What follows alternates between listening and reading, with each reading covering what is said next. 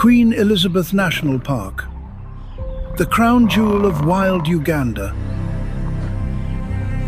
Here, tree-climbing lions rule, but their rivals, clever and sharp, are fighting to survive too. Every single moment, the battle of primates versus predators.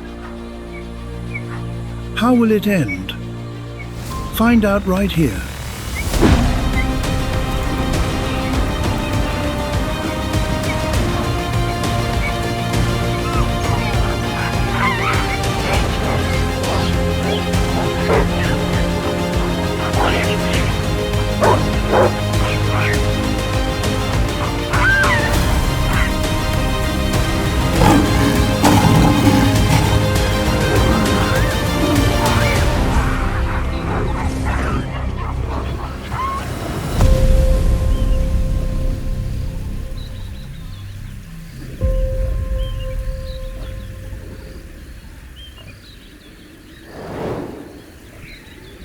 Uganda, the primate capital of the planet, with more than 20 species on an area the size of a mid-sized American state.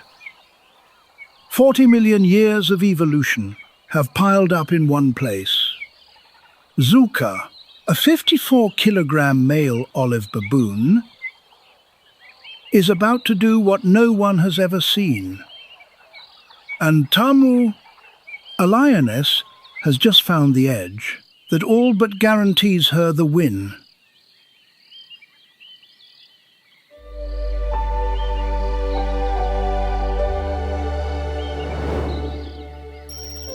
Queen Elizabeth National Park stretches 1,978 square kilometers along Uganda's western border.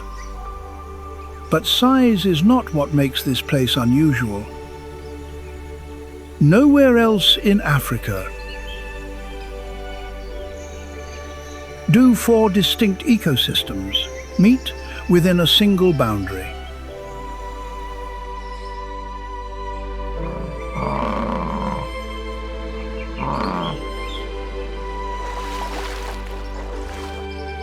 Predators from each ecosystem push into the next. Prey must read danger signals from many directions, and many kinds of threat at once. The pressure in Queen Elizabeth National Park runs higher than anywhere else in Uganda, and it produces extraordinary adaptations. The Uganda kob, the antelope native to this country, and built a refined collective defense. But the predators found the blind spot.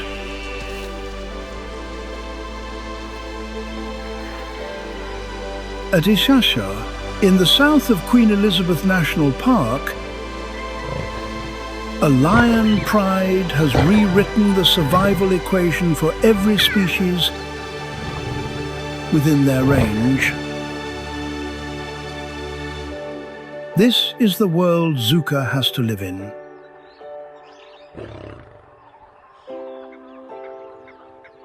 The spot Tamu chose is not a comfortable one for a lion.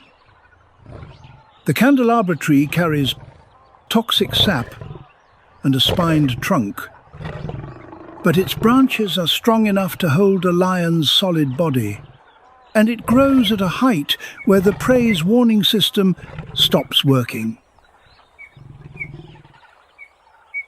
At 5 meters up, the predator's scent is carried off by the wind.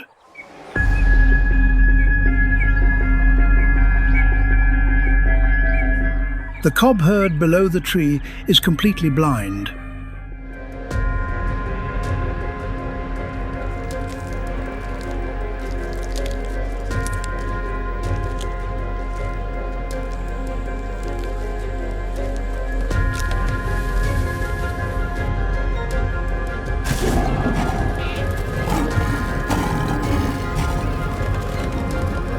Luckily, Other sharp senses let the cub react in time.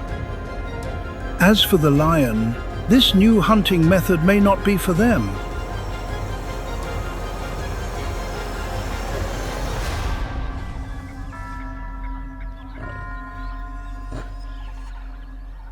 The olive baboon has one of the most complex alarm call systems. In the primate order, each predator triggers a distinct response. An eagle, a leopard. But tree-climbing lions are not in that catalogue. The Ishasha pride has worked this advantage for a long time. Some troops have started changing their protocol.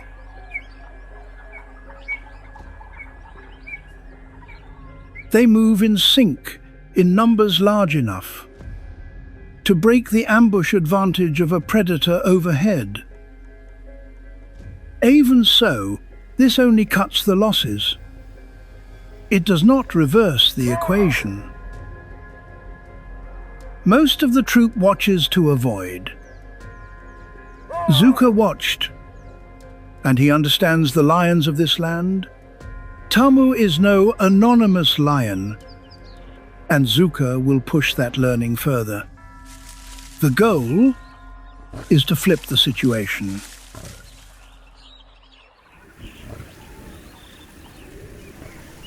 Queen Elizabeth National Park is the crossroads of every direction of danger. But Uganda is more than this one national park. Across less than 400 kilometers, running west to east, Uganda holds more primate species than any country on the African continent.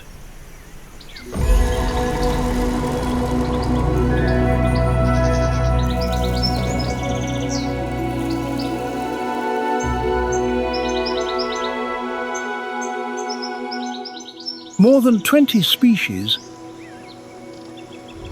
from the mountain gorilla to nocturnal primates, most people have never heard of, have settled at a single geographic point.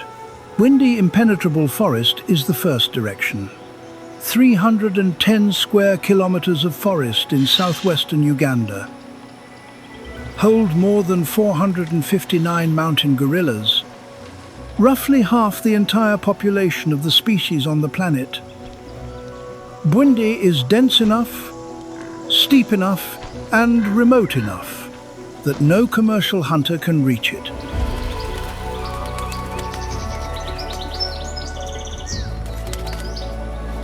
Mountain gorillas share more than 98% of their DNA with humans.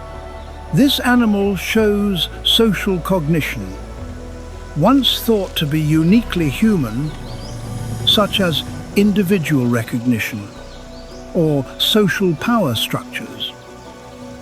Built on the history of relationships between individuals, a silverback eats more than 30 kilograms of plants a day, a female more than 18. To meet that demand without stripping any one area bare, the silverback keeps a mental map of the environment updated constantly by season, by the state of the plants, and by the makeup of the group moving with him. Gorillas climb trees for fruit, up to 30 meters high, when ground sources run out with the season. This is the same vertical axis the Ishasha lions exploit, but in the exact opposite direction. The lion climbs up to attack down. The gorilla climbs up to find more. The vertical axis in Uganda is not just geography, it is a survival script that every large species must answer in its own way. In Kibale Forest, about 200 kilometers northeast of Bwindi, evolution found a completely different answer.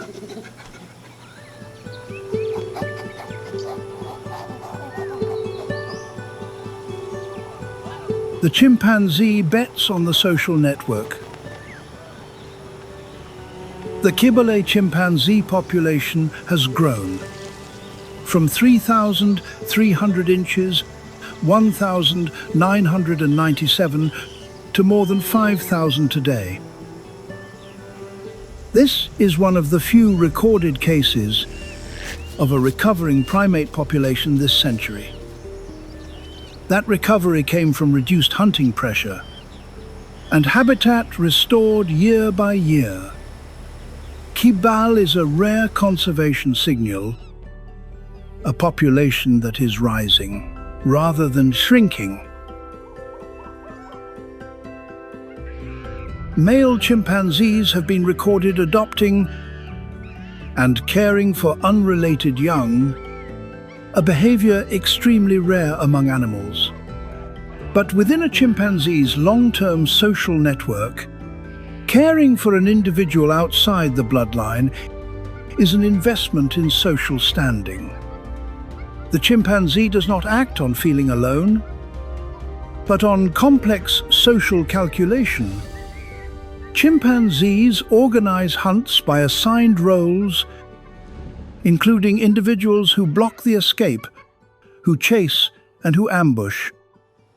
That group coordination has been studied for decades and keeps producing new evidence of the species' collective planning.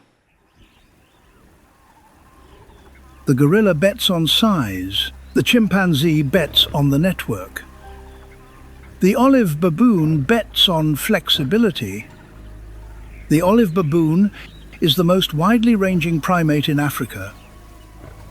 From semi-arid savanna to secondary forest, from coastal lowlands to highlands at 4,000 meters, olive baboon troops of 20 to more than 200 run on a social hierarchy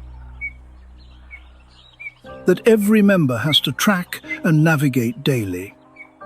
At Queen Elizabeth National Park, the troop faces at once three kinds of predator pressure from three completely different directions, including the leopard,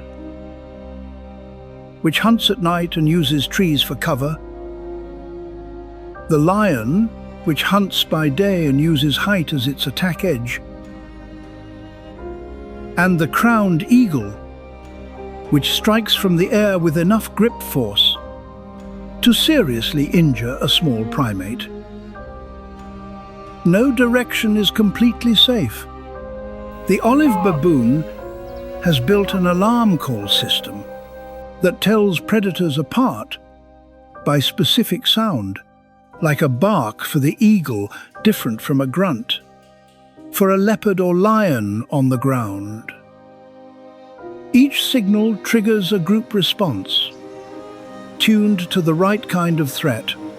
That system is refined and has been confirmed across many primatology studies. But it was built to handle the world, along the horizontal, along the ground. A lion in a tree is a character that does not exist in that dictionary. The candelabra euphorbia tree is nothing new to the olive baboons of Queen Elizabeth National Park.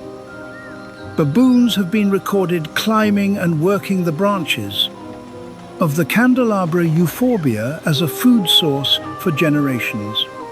Accumulated knowledge of that tree was once a survival edge. When Tamu claims this tree as an attack vantage point, the baboons do not just lose a familiar food source.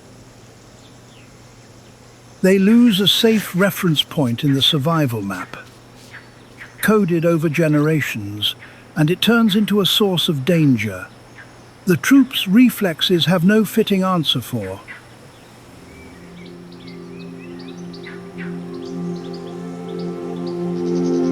Uganda has more than 1,000 bird species, the highest density of bird diversity in Africa by area. The shoebill hunts the papyrus swamps of Uganda. Its strategy is absolute stillness.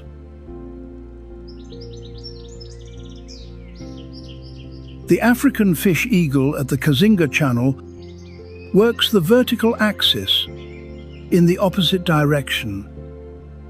What makes the fish eagle effective is its map of the water, where prey gathers by season, where it gathers by the hour, where it gathers as temperature and current shift. The fish eagle and the shoebill both use patience, but through two completely different designs.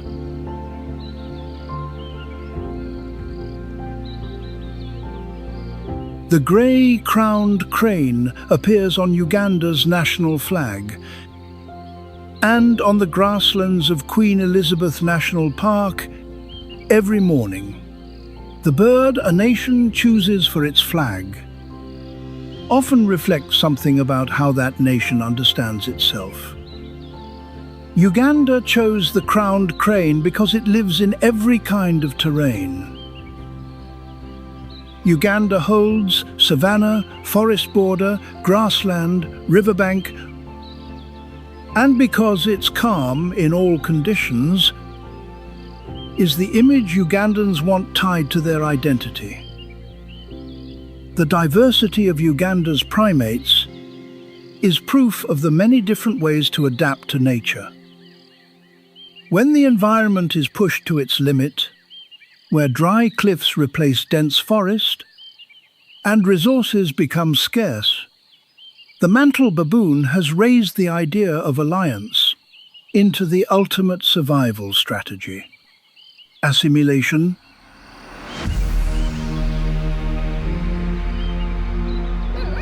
A dog's imprinting window lasts 6 weeks after birth.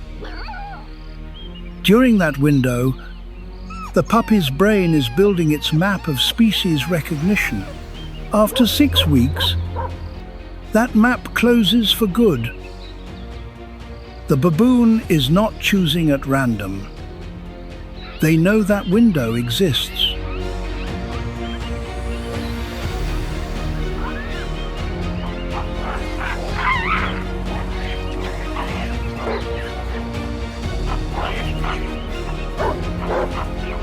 Behaviorally, the puppy treats the baboon troop as its own social unit. Its brain learned this during the imprinting window. That social anchor, once it is set, cannot be erased later. In the language of primate behavior, grooming between two individuals is a signal of social alliance. This is a transaction. The dog's sense of smell beats the baboon's in low light and on terrain where scent carries before sound arrives. The sensory systems of both species combine into a danger detection network that reaches far beyond what either species has alone. The domestic dog, once potential prey for wild dogs, becomes an individual protected by a primate troop. The baboon actively creates the conditions for this relationship to exist by choosing the right partner, the right biological window, the right method of integration. Similar behavior has been recorded in many baboon and other primate populations across the continent. This is evidence of a level of social cognition, the ability to recognize a mutualism, opportunity, and act on it with calculation. The baboon does not just take part in the transaction. This primate seeks it out actively and accumulates those transactions systematically. The baboon has to assess each specific dog, each specific imprinting window, each specific context to decide whether that transaction is worth making. The alliance is not only between baboon and dog. Alliance is the operating principle of the entire wild survival system, and the baboon will apply that principle in the next step.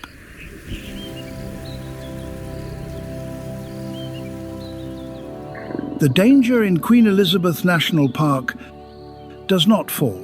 It changes species. The leopard is the only animal in this ecosystem that uses trees both ways, up to hide, down to attack, and works in light too low. For most prey to process visual information as fast as they do by day. The leopard's speed, the leopard's climbing ability, and the leopard's timing all at once create a set of advantages no prey species has a complete answer for. The lion and the leopard both use trees as an edge, but on two completely different logics. The lion uses the tree as a vantage point, climbing up to watch, climbing up to erase the chance of being caught by scent.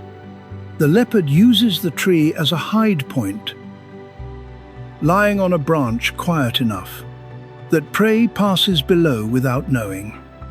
The lion attacks vertically from above. The leopard attacks horizontally from a hidden position. Two tree climbing strategies are two kinds of danger that cannot be solved by the same reflex. The olive baboon has alarm calls that tell leopard and lion apart. But an alarm call for a leopard at night requires the troop to detect the leopard first, and a leopard at night is fully optimized for not being seen before it attacks. An alarm call is only useful when there is enough information to set it off. At night, that gap is a dead gap. The olive baboon troop sleeps in tall trees. To cut contact with ground predators at night, the tree is tall enough that a leopard's climbing speed cannot reach them before the alarm goes off. Not a perfect solution, but enough to survive to the next morning. Survival does not require perfection. It requires being good enough to get through one more night. Daylight gives the light back. Safety does not come back with it. The African crowned eagle specializes in attacking small primates and the young. The crowned eagle's grip force concentrates in talons strong enough to cause serious injury to a small primate in a single contact. This is a threat from the air that neither leopard nor lion can reproduce, and that no ground reflex can solve. The baboon's alarm call for an eagle pulls the troop down into low brush. The alarm call for a lion in a tree scatters the troop across the ground. Those two responses contradict each other. A predator smart enough will know how to exploit that contradiction. For prey at Queen Elizabeth National Park, every direction is a potential direction of danger. Within that four-way pressure system, no position is completely safe. Every decision to move, every sleeping spot, every foraging route is a trade-off between kinds of danger. That pressure does not only drive individual adaptation, it drives social adaptation between species. This is not a fixed environment. This is an environment complex enough to push species to seek solutions no single species could find alone. Uganda does not reward the strongest. It rewards the one that reads the environment most accurately. The gorilla reads the terrain and chooses the fortress. The chimpanzee reads the social structure and chooses the network. The baboon reads the mutualism opportunity and builds an alliance no one imagined. The shoebill reads the water by the hour. The fish eagle reads the vertical axis in the direction opposite the lion. And the pressure from four directions does not fall. It accumulates by the year, by the generation. There is one more thing Zuka has not tried. Zuka is about to try it. It will be the thing no scientist believed could happen before it happened. Not because it is beyond the baboon's physical ability, but because to do it, the baboon has to read a gap that the species' entire evolutionary system was never asked to find. A gap in the armor of the top of the food chain. Not a physical gap, not a speed gap. A gap in the schedule. The specific window when the strongest in the ecosystem is not present on the terrain. The baboon has learned over months of watching. That gap has always been there. It is only that no species was ever prepared enough to see it and bold enough, in the cognitive sense, to act. In the brief window it opens. The last light of day stretches the shadow of the candelabra across the grassland. In the next few minutes, everything will change. In the first 6 to 8 weeks of life, a lion cub does not follow the pride when the lioness goes to hunt. Not by chance. The male baboon has watched long enough to know the lioness is not there. The male baboon has gathered enough information about a gap in the absolute protection of a single mother.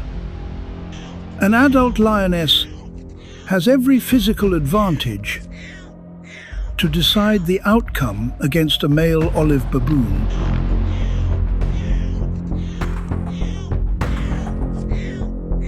Speed, strength, and size all lean toward the lion. In the tree, that equation reverses completely. The baboon is on home turf, with reflexes and a limb structure optimized for the 3 dimensions of the canopy. The lion cub is small, not heavy enough, not skilled enough at climbing, not strong enough to get itself out of that terrain. In the language of primate behavior, holding without killing is dominance. The baboon is controlling, the most valuable resource of its rival.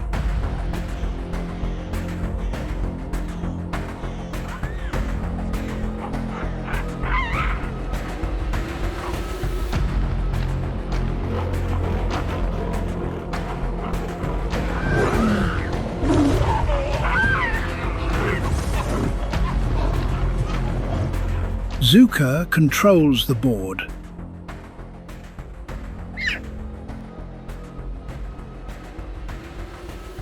Both Zuka and Tamu's cub survived that day. The world goes on, as if it had known this all along. This is not defensive behavior in the ordinary sense. This is not territorial behavior. This is a calculated preemptive strategy, based on predicting another species' behavior, carried out on terrain chosen on purpose. This is evidence of situational intelligence, the ability to read a specific situation and act, a survival tool more effective than any other. And this is what Uganda gives to the species that live long enough to learn it. Zuka returns to the troop. There is no celebration. The troop keeps to the morning's foraging route, as if nothing had happened. Because, by the species' survival logic, nothing really did happen, except a decision. That led to an outcome, and life continues from that outcome. This is the most defining trait of real survival intelligence. There is no celebration. There is only the next step. Zuka sits on the outer edge of the troop, the spot with the longest view. That spot does not change. It does not mean nothing changed. The events of that morning were integrated into the store of behavioral data Zuka has built over months. That store took on one more point about the system's capability, one point about the rival's reaction, and one point about the gap in the armor of the one with superior size and strength. The olive baboon takes no notes. The olive baboon does not talk, but the olive baboon remembers, and that memory carries weight in every decision that follows. There is no crown to win in this ecosystem. Zuka proved one thing, that here, intelligence has real, measurable value. That value does not come from size or speed. It comes from reading the specific environment accurately enough to act in the right window of time, on the right terrain, with the right strategy. That is what Uganda prepared Zuka for across a lifetime, by setting a test that only intelligence can pass. Among Kibali's 13 diurnal primate species, and among Uganda's more than 20 primate species, no species is like another. No strategy is like another. But all are doing the same thing, surviving in the best way they can, with the tools evolution prepared for them, in an environment no one designed for them. The olive baboon troop at Queen Elizabeth National Park does not mark time by the year. Each day is a set of new decisions, including new foraging routes, new sleeping spots, reassessing the risk from predators, and new individuals moving through the territory. Accumulated knowledge is not stored in language or symbol. It is coded into behavior patterns, into reflexes tuned over many trials, into a body memory of the terrain and of the behavior of specific individuals in that environment. The young baboons in the troop are learning through observation, through following the older individuals, through testing each small behavior in a safe setting. This is how survival intelligence is passed on. When an older baboon dies, the troop loses more than one individual. It loses a living library of that environment, but that does not stop the troop from continuing to learn. Queen Elizabeth National Park wakes at dawn. Every species is doing the same first act of the day, connecting with its group. The gorilla silverback at Windy begins the day with grooming inside the group. Grooming is not a ritual. It is the maintenance protocol for the social network.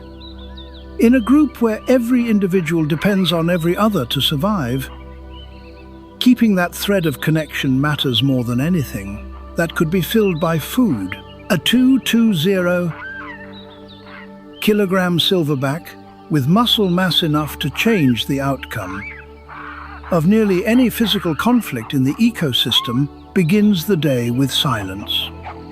This is peace.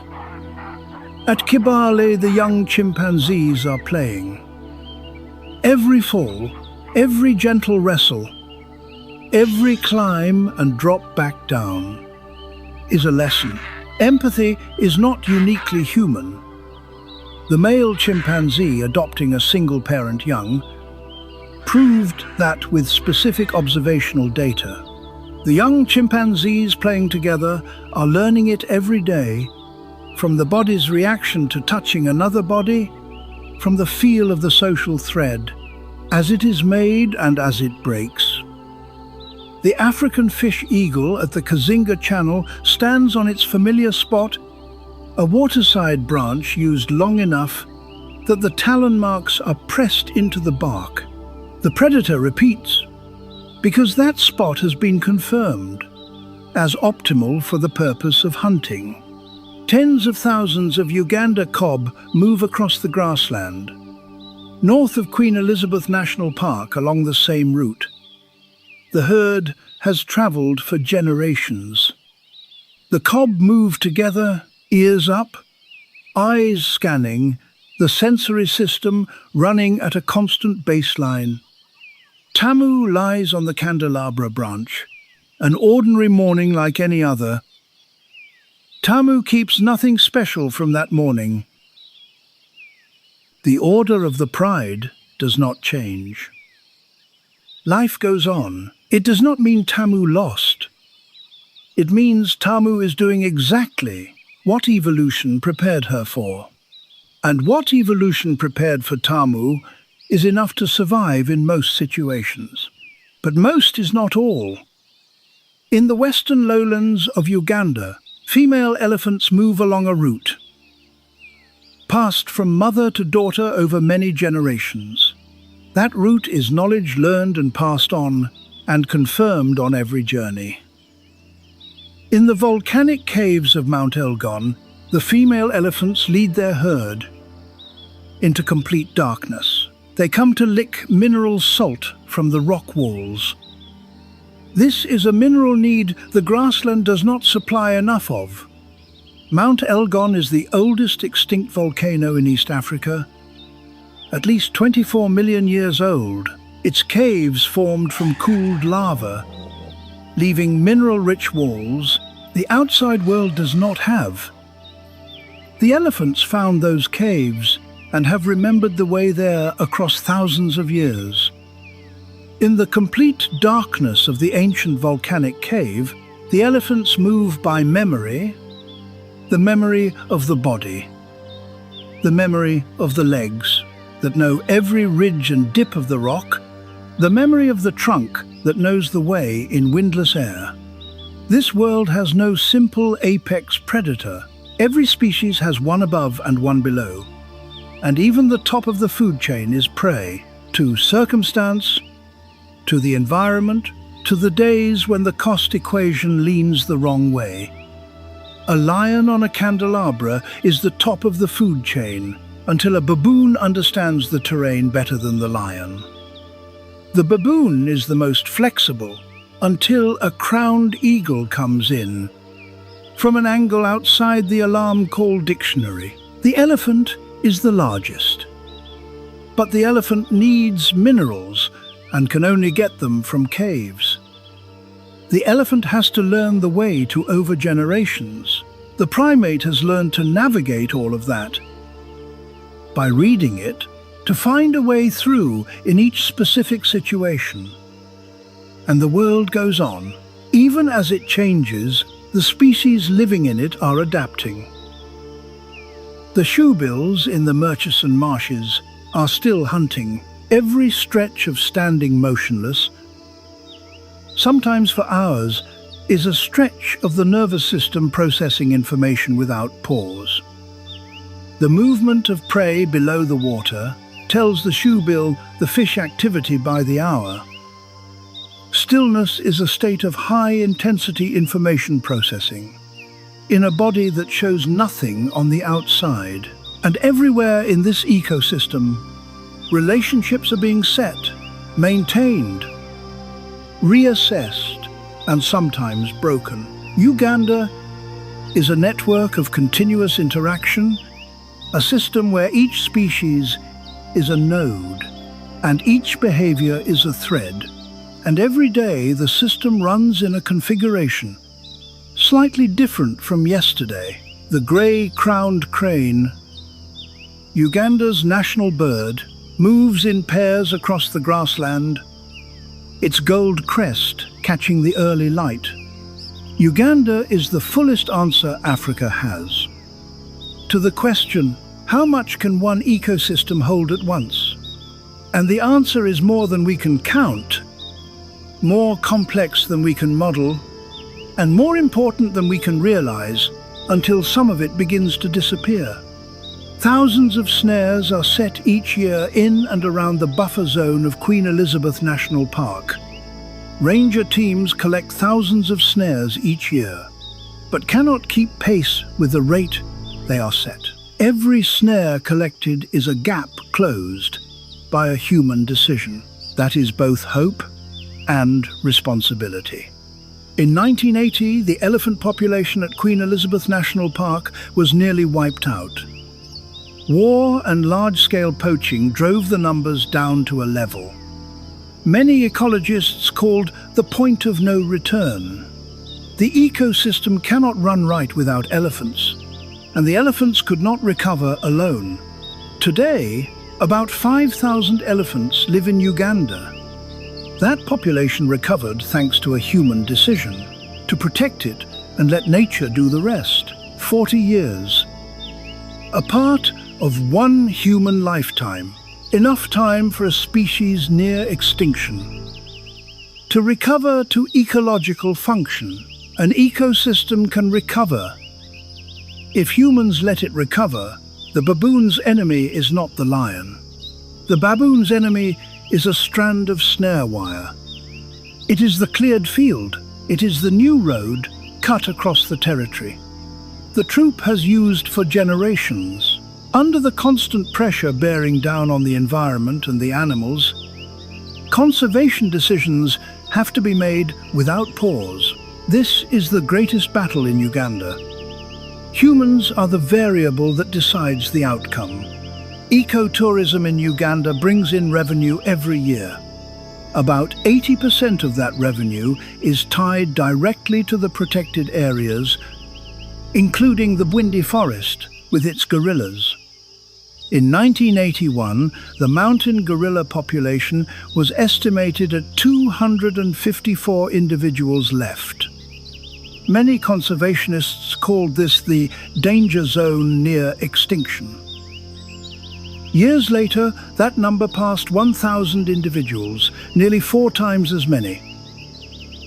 Not because gorillas suddenly bred faster, but because the pressure dropped enough for the species' natural growth rate to catch up. The human duty is to keep providing the space. There is no single formula for conservation success. Uganda had to develop its own model from its own specific conditions, including land and population, political history, geographic position, and the traits of specific species. In that specific environment, Uganda does not reward the strongest. Uganda rewards the one that learned to handle the unpredictable. The olive baboon proved this. Among Uganda's more than 20 primate species, no species is like another. The gorilla chooses strength and impenetrable terrain. The chimpanzee chooses the social network and group size. The olive baboon chooses flexibility and mutualism and situational intelligence. But all are doing the same thing, surviving in the best way they can, with the tools evolution prepared for them, in an environment no one designed for any species. And all those answers, from the simplest to the most complex, deserve to exist. This is the image that begins this story, and this is also the image that ends it. Tomorrow morning, Tamu will be on that branch again. The baboon troop will move through that area again, Uganda, where intelligence chose not to run. No one is born a legend. A legend is forged only in battle. Every scar carries a price paid, and only the strongest are remembered. Sunlight pours down on the Serengeti, like molten copper spilling across the plain. There is only the heavy heat, shimmering off the ground in waves, invisible. And then a roar rips the silence apart. That roar carries nearly 5 miles, about 8 kilometers across the savannah, echoing back from distant acacia stands, trembling on the horizon. The male lion who rules here, with a mane like a crown, thick and dark, the unmistakable sign of surging testosterone and countless life or death battles, survived, has held this pride for more than 2 years. Yet, the average reign of a male lion lasts only 2 to 3 years. The challenger is a coalition of nomadic male lions. They are younger, hungrier, and far more reckless. Each weighs more than 180 kilograms. Muscles rippling beneath tanned hide, darkened by years of rain and sun, they close the distance under the scorching midday heat. Every step is slow and calculated, as if counting down to the inevitable. In the kingdom of the Serengeti, power is taken by muscle, by fang, by claw, and by blood. Far off below a dense stand of acacia, a shape slips through the tall grass without a sound. This is the leopard, the most solitary hunter on the Serengeti plain. Its spotted coat blends perfectly into the interplay of sun and shade, filtered through the canopy above. The leopard bolts forward, accelerating up to 58 kilometers per hour in a burst that blurs the eye. Its jaws lock onto the prey. With a bite of about 300 pounds per square inches, smaller than a lion's but precise enough to end everything in an instant. Yet on the Serengeti, bringing down the prey is only half the battle. The smell of fresh blood spreads fast across the open grassland, and the lion is never far away. A male lion appears from behind the stand of trees, moving in with heavy, menacing steps. The leopard does not choose to fight. It knows its own weight is not even half its rivals. Instead, it does something extraordinary, clamping its jaws around a carcass nearly twice its own body weight and hauling it up into the sky, high into a tall tree. The male lion stands below, lifting its eyes, but cannot follow. This is the leopard's strategy. When you cannot win by strength, you win by cunning and by agility. But there is another power on the Serengeti plain, not as strong as the lion, not as fast as the leopard, but smarter than both of them. The spotted hyena, the most misunderstood carnivore in Africa. Most people assume they are only scavengers, feeding off the spoils of other species. The truth is far more astonishing. Hyenas are extremely effective hunters, and they hold the most complex social structure. Among land-living mammals, their jaws produce the strongest bite force. Among land carnivores, enough to crush a femur. But the hyena's most fearsome weapon is not in its jaws. It is in its brain. Hyenas live in fission-fusion societies, groups that constantly split and gather again, depending on circumstance. Before any confrontation, they do something remarkable. They count the number of rivals. If they find themselves outnumbered, they will withdraw. Not out of fear, but out of calculation and a clear grasp of the odds. And when patrolling the territory's border, they stage a chorus, dozens of whoops rising in unison, like a collective vote to decide whether to advance or fall back. A hyena clan can reach up to 80 individuals, and each one knows its exact position. In the hierarchy, it is this collective intelligence that forced the leopard to haul its prey up a tree, because the hyena always moves with the many, and a lone leopard can never stand against a whole clan. We have just walked together through the rawest cuts of the battle between survival intelligence and raw muscle in Uganda. Which animal in today's episode made you change the way you see the wild? Was it the situational strategy of Zuka the baboon, or the ultimate hunting instinct of Tamu the lion? Leave your experience in the comments. Your understanding is the true tribute to these wild animals. Do not forget to hit like and subscribe to join me on the field trips ahead, where we will keep decoding the most mysterious survival codes.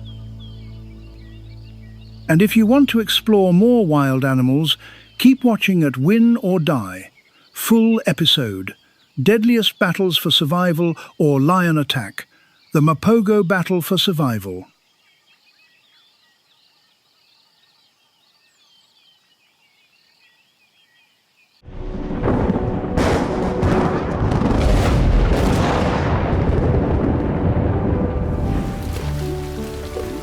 Amid the early rains of 2025, as the Mopane Savannah in North Luangwa National Park soaked in the showers and life stirred back to motion after the dry season, an unfamiliar figure emerged. It was the Thornycroft's giraffe, a giraffe species found nowhere else in the world, known only from South Luangwa National Park, with a population of fewer than 600 individuals. The sighting of 3 individuals deep inside North Luangwa, recorded by the North Luangwa Conservation Project, took researchers by surprise. Not a case of getting lost, this was a clear ecological sign. North Luangwa is recovering. The environment here, harsh yet steady, has become resilient enough to welcome back these long-necked wanderers after decades of absence. They appeared like proud, towering shadows stepping out of Eden's memory, a gentle echo of the sacred promise in Isaiah 43:19. Behold, I am doing a new thing. I will make a way in the wilderness. But North Luangwa National Park is not all serenity. The chase begins as lion and buffalo face off in a land cracked open by burning heat, where survival instincts leave no room for hesitation. An antelope risks everything just to touch its lips to a shallow pool, while the hyena still lingers awake. This is North Luangwa National Park, wild, unfiltered, with only the wind's whistle for company. Now, for you watching this video, around where you live, is there a place that still holds on to its untamed beauty like North Luangwa? Share it with us in the comments below.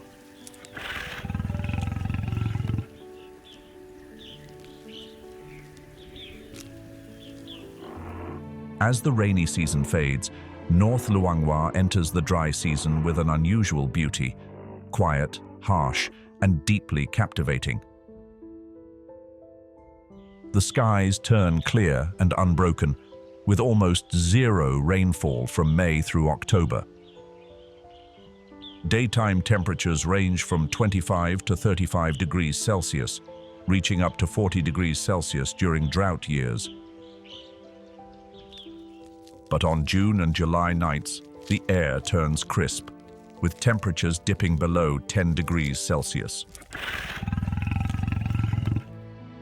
Dry southeastern winds sweep across the Mopane Savannah, cracking the earth like the aged skin of an elephant. The Luangwa River slowly recedes, leaving behind isolated waterholes, now arenas of survival for both predator and prey. By the end of the dry season, smoke from natural or controlled fires fills the air, painting sunsets in red and filling the atmosphere with the scent of burnt dust, as if this land is breathing through ashes. Fire consumes, yet it also prepares the ground for new life, just like the seeds that wait for flame to burst open and rise from the ashes. During the dry season, the Mopane Savannah becomes a corridor of survival.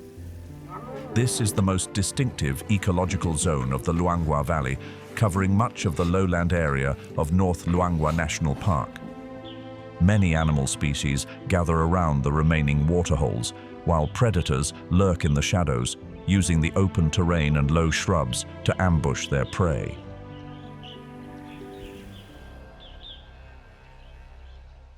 And as the sun begins to fade, the African wild dog becomes the most striking presence of all.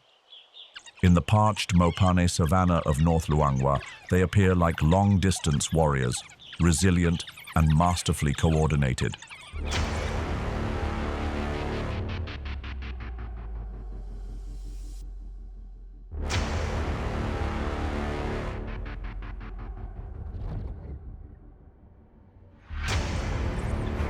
African wild dogs are among the most successful hunters in Africa. Their strength doesn't come from muscle, but from flawless teamwork. Every individual knows its role.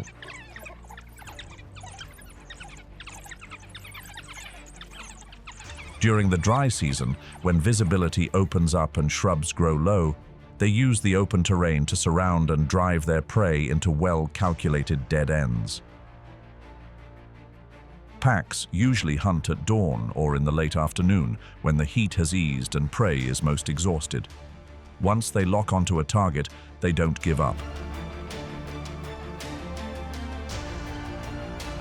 Able to sustain speeds of up to 60 kilometers per hour for several minutes, combined with their sharp turns and tireless persistence, they can wear down even large herds through sheer, relentless pressure.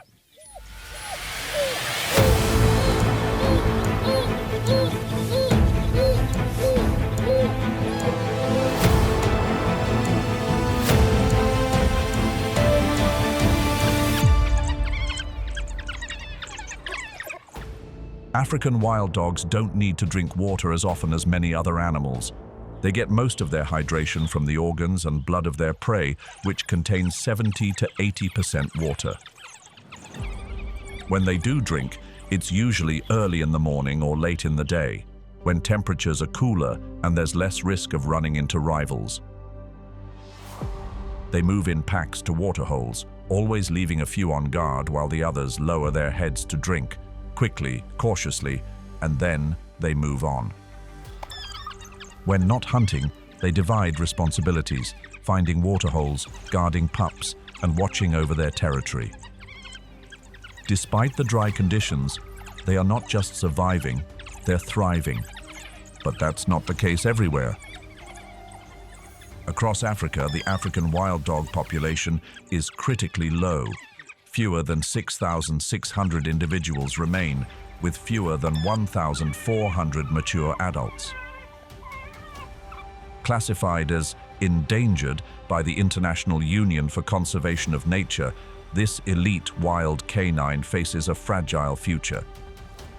Threats loom from every direction: diseases from domestic dogs, human conflict, habitat loss due to agricultural development, and reproductive isolation caused by fragmented populations. Packs are being driven out, migration routes cut off, and their natural ability to regenerate in the wild is fading.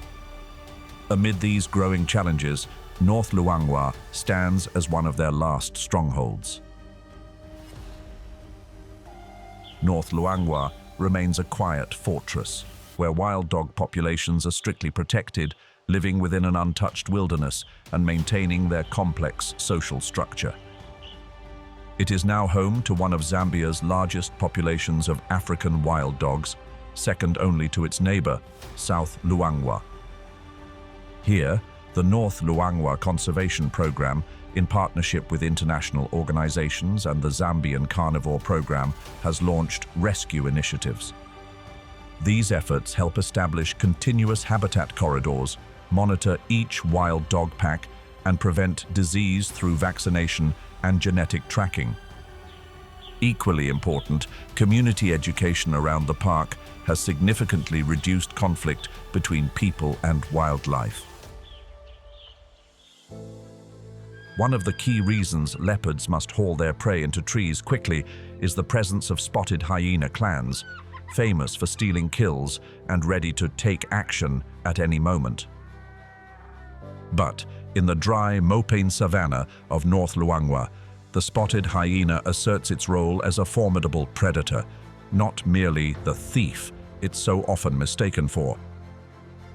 Although there are no specific reports on spotted hyena populations in North Luangwa, comparisons to similar ecosystems like the Serengeti and Ngorongoro crater offer a glimpse into their potential lives here.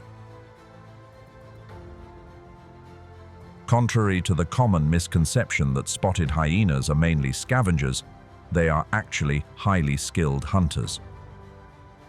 According to research by Hans Kruk, up to 98% of their food comes from active hunting, sometimes matching the effectiveness of lions. Even with a hunting success rate of just around 30%, their persistence allows them to thrive in intensely competitive environments.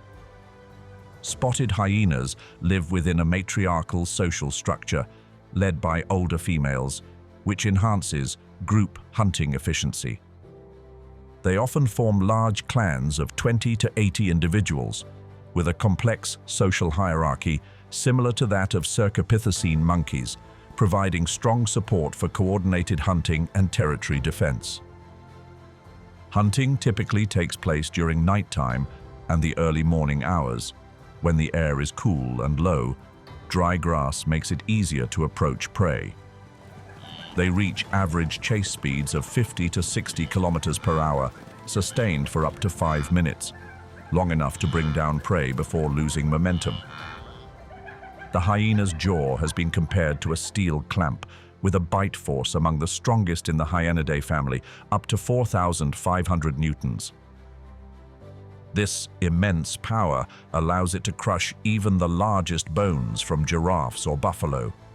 This bone-cracking ability helps them sustain energy during the dry season when food is harder to come by.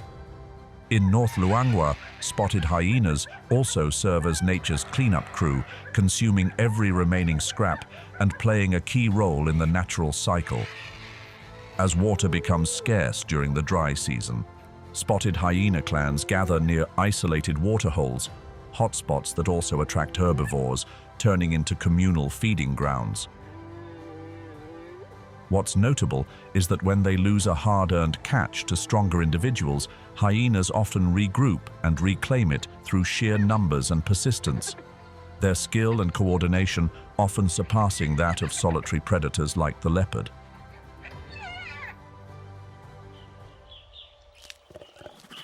Another predator that consistently claims a top spot on the list in North Luangwa is the leopard, scientifically known as Panthera pardus.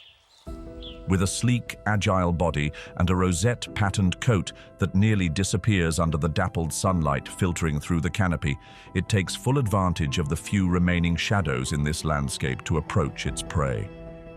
Hasty paw prints pressed into hard soil, eyes glinting beneath sparse leaves, and a fresh catch being dragged up into the mopane branches.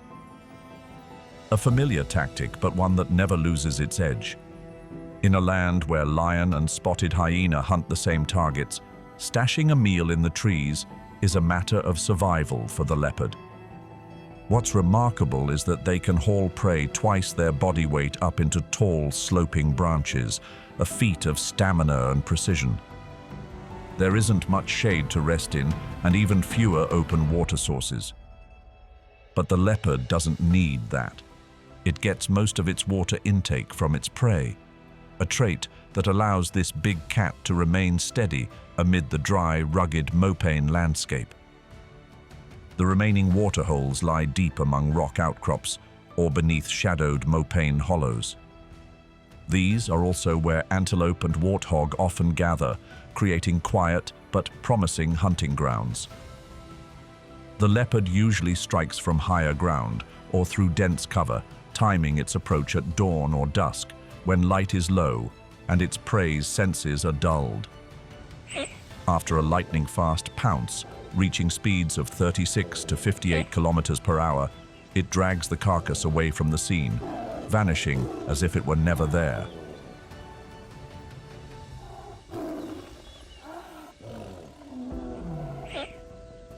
Few people know that leopards can swim. They're not natural swimmers like tigers, but they can cross shallow streams or pursue prey across broken creek beds, a true testament to their adaptability. And here's another interesting detail. If you've ever seen a black panther and thought it was an entirely different species of cat, that's a common misconception. They're not a separate species at all, but leopards with a genetic mutation for melanin, giving them a deep black coat.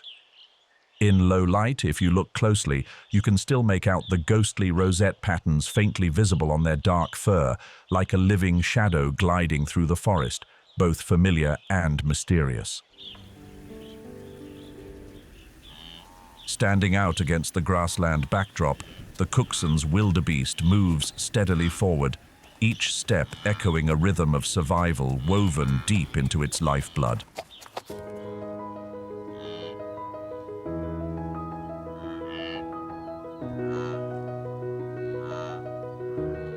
As a subspecies unique to the Luangwa Valley, This group of wildebeest lives in large herds, known for their sturdy build, compact horns and ears, and remarkable tolerance for dry conditions. During the dry season, they keep moving to find the last patches of grass or young mopan leaves to replace the now scarce fresh grass, their primary food source. They face predators that use the low shrubs and open terrain to stage ambushes.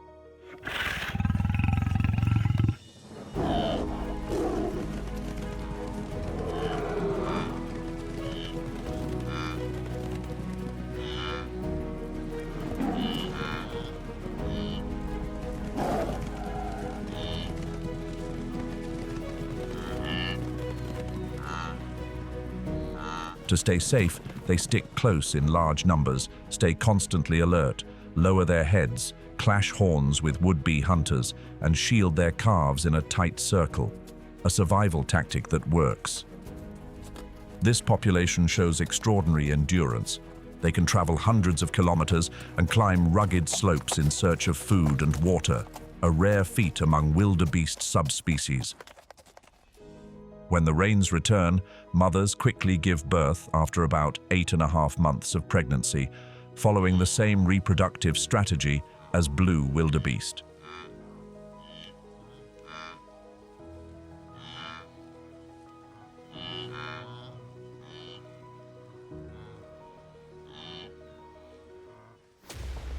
Unlike the wildebeest, the honey badger doesn't choose defense. It faces venomous snakes and large predators head-on.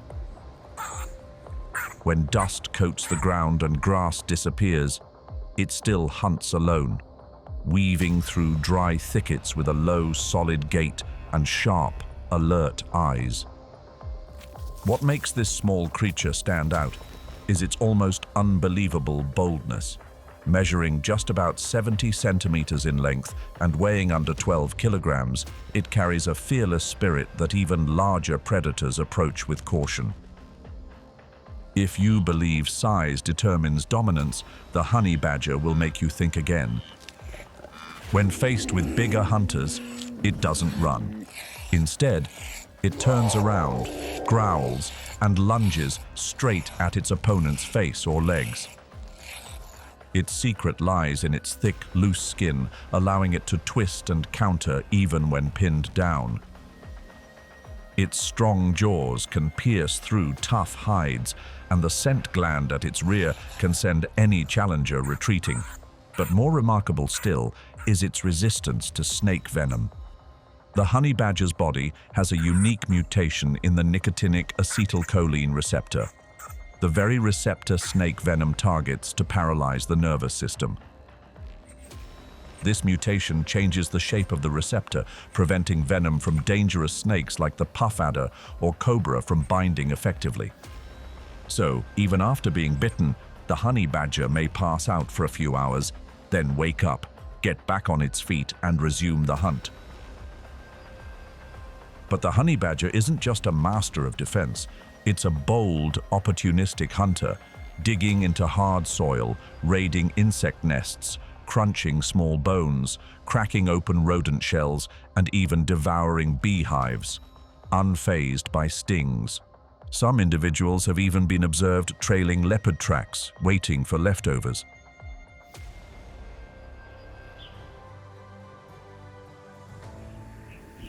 If the Mopane savanna is a harsh challenge, then the Luangwa River floodplain is the heart of hope, a place that holds on to the last lifelines during the dry season. The Luangwa River floodplain is one of the most vital and dynamic ecosystems within North Luangwa National Park. During the dry season, as the flow of the Luangwa River dwindles, the entire floodplain undergoes a dramatic transformation. As the water recedes, muddy flats emerge, forming narrow but nutrient-rich wetlands, a rare lifeline for flood-tolerant vegetation and short grasses growing along the banks.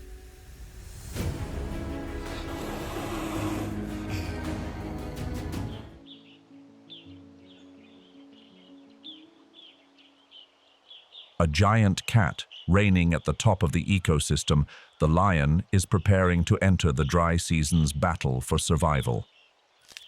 As the Luangwa River slowly retreats, the floodplains become dotted with isolated waterholes, unwilling gathering points for both prey and predators.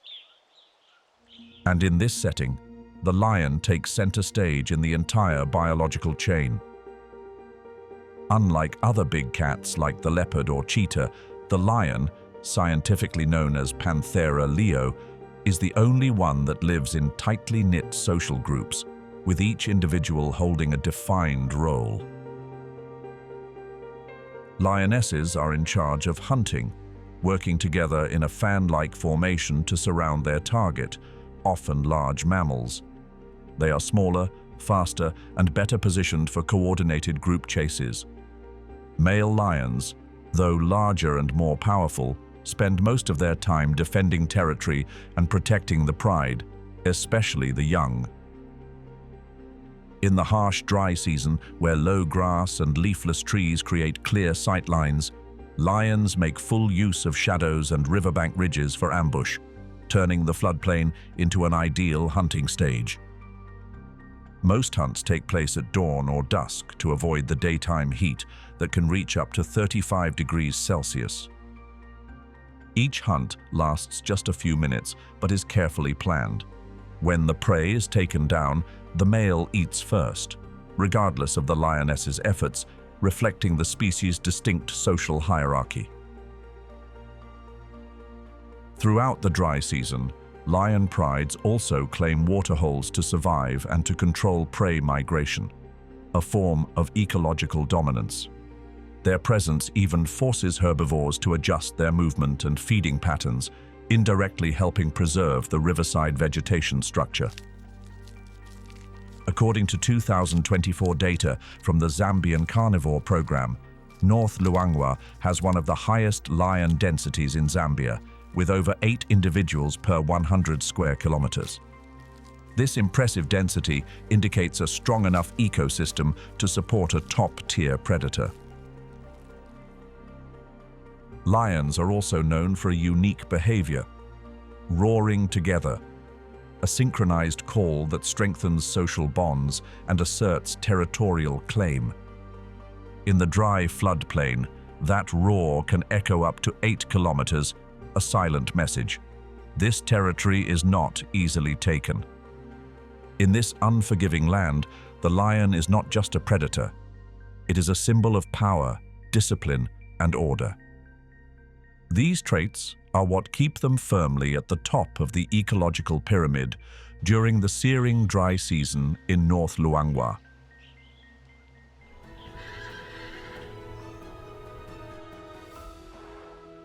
In this sweltering heat, one might assume that the giants would struggle most. But the African elephant stands as a mighty warrior, battling the elements with grace. Within the Luangwa River floodplain, elephant herds have endured for thousands of years, even actively reshaping the ecosystem through their intelligence, unity, and extraordinary adaptability.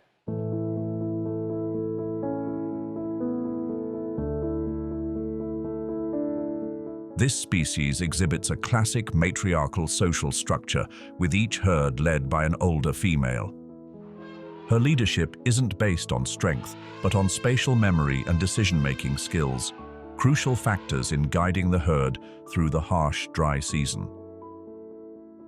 African elephant herds can travel up to 30 kilometers per day in search of water, relying on the matriarch's ability to recall dozens of seasonal water sources with remarkable precision. But their impact goes beyond water seeking. African elephants make mud. Using their tusks or front legs, they can break through hardened soil to form shallow depressions that temporarily hold water. This behavior benefits many smaller species as well. That's why, in ecology, elephants are known as ecosystem engineers. Their trunk, containing more than 40,000 individual muscles, is a survival tool. African elephants use this remarkable organ to pluck leaves, snap branches, dig for water beneath cracked earth, and even create water holes for other animals. A single adult elephant can draw up 10 to 12 liters of water in one go, helping its body stay regulated even as daytime temperatures exceed 35 degrees Celsius. This region is also referred to as Zambia's elephant stronghold due to its high population density and visible social dynamics. Beyond sharing food and helping raise young, elephants also exhibit mourning rituals for fallen members, something incredibly rare in the animal kingdom. Amid the dry and risk-laden floodplain, their endurance, discipline, and emotional depth have made the African elephant one of Africa's most socially profound and resilient creatures.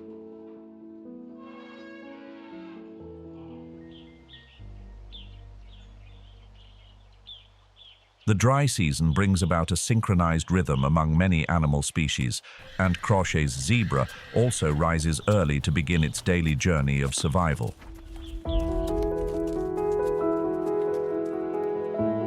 This is a subspecies unique to the Luangwa Valley, easily recognized by its dense black stripes with no brown shadowing in between. On the shallow savanna of the Luangwa River floodplain, zebra herds gather early along the grassy riverbanks, areas that still hold moisture and fresh young plants. Data from the Frankfurt Zoological Society shows that during the dry season, zebra herds, like other grazers, must travel tens of kilometers each day in search of water and tender grasses. Their survival hinges on moving in large groups, which offers protection from predators and helps quickly locate water sources. As the Luangwa River recedes, isolated waterholes become gathering points for all life. Experienced zebras lead the herd there early in the morning before the sun climbs to a scorching 33 degrees Celsius.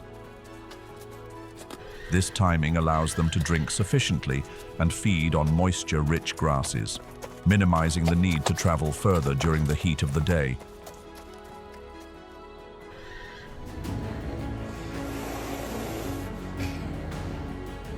The tougher the conditions, the more small animals reveal their hidden strengths. The caracal is a medium-sized wild cat, easily recognized by its upright ears tipped with black tufts like desert antennae. And it's this unique feature that helps it pinpoint sounds with remarkable accuracy across the busy Luangwa River floodplain. Rather than competing with larger predators, it follows its own distinct strategy, targeting small prey, stalking silently, and striking in a flash. With vertical leaps reaching up to 3 meters, the caracal can snatch birds straight from mid-air. In North Luangwa, caracals show a relatively high survival rate during the dry season among small cats, thanks to their flexible diet and superb ability to hide within the still damp mudflats along the river.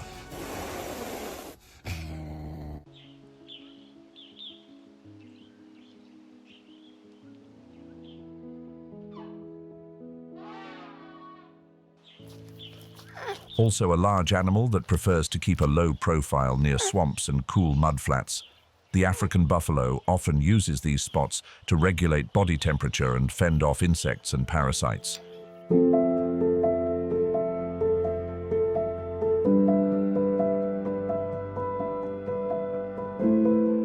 But in the dry season, the top priority shifts to fulfilling its role as a great family that dominates the Luangwa River floodplain in a collective effort to survive.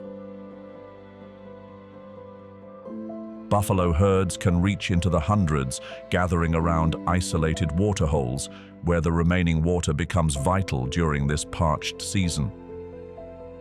According to a report by Crafted Africa, these herds are sometimes so massive they're described as huge herds, occasionally reaching up to 1,000 individuals.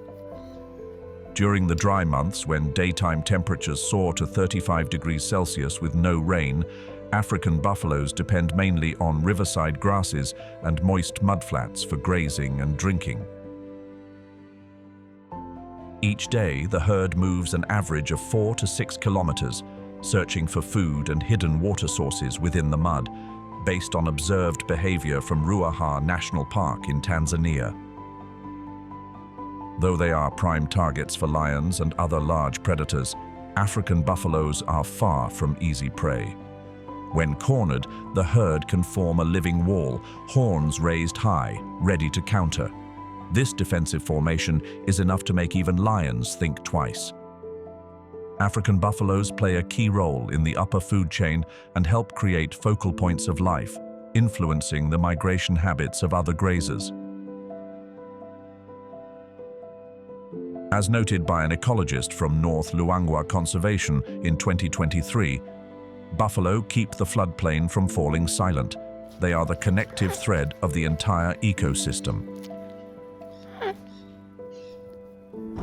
As the dry season closes with its final hot gusts and the ground begins to soften under the first drops of rain, North Luangwa enters a completely different phase.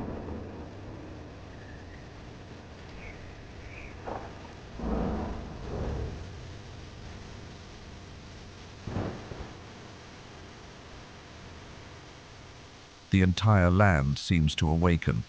From November to April, the region receives between 700 and 1200 millimeters of rainfall, with the heaviest showers typically falling between December and February. Temperatures range from 22 to 30 degrees Celsius, and the rising humidity makes the air heavy, but full of life. Cracked earth turns slippery and muddy, fresh grass blankets the Mopane savanna, and trees burst into new growth across the Miombo woodland.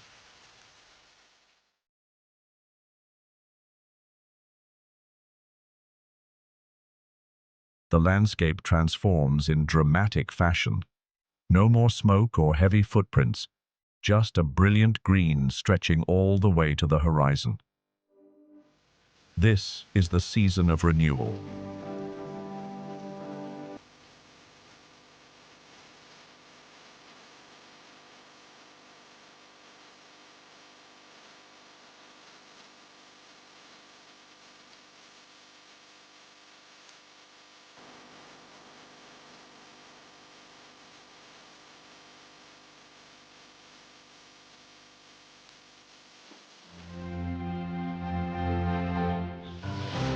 As floodwaters cover the plains, more adaptable species turn toward higher ground, where the escarpment Miombo quietly transforms with the arrival of the rains.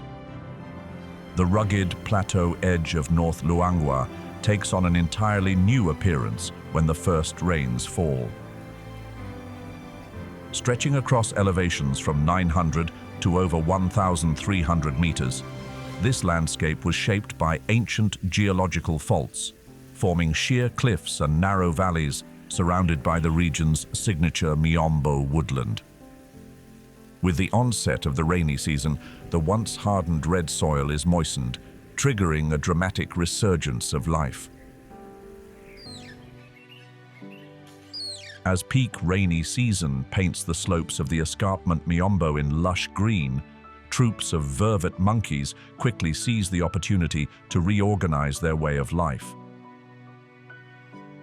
Low-hanging Brachystegia branches, where soft light filters through the damp forest canopy, become ideal shelters for troops ranging from 10 to 50 individuals. With their silvery gray coats and distinct black faces, vervet monkeys are easy to identify. But their social behavior makes them even more remarkable. They often stay near water sources or forest edges, where tree roots retain moisture and attract small creatures that serve as food. Their seasonal memory allows vervets to know exactly when and where syzygium or marula trees begin to bear fruit.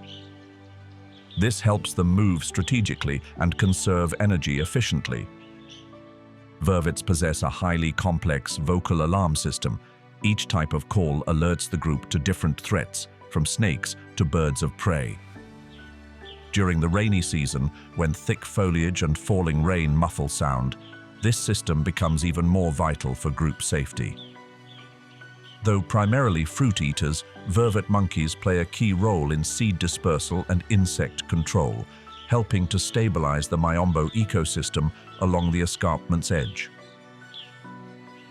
They may lack large size or aggression, but vervet monkeys stand as a testament to intelligence, perseverance, and adaptability, traits essential to surviving in this rain-drenched, challenging terrain.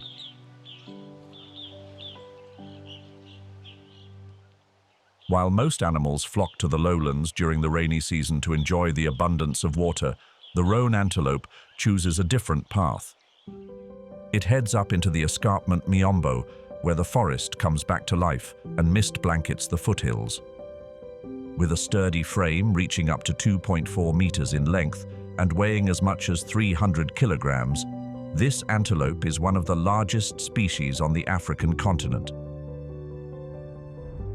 Its most distinctive feature, easily recognizable from afar, is the pair of curved horns sweeping backward and a striking black and white face that resembles an ancient mask.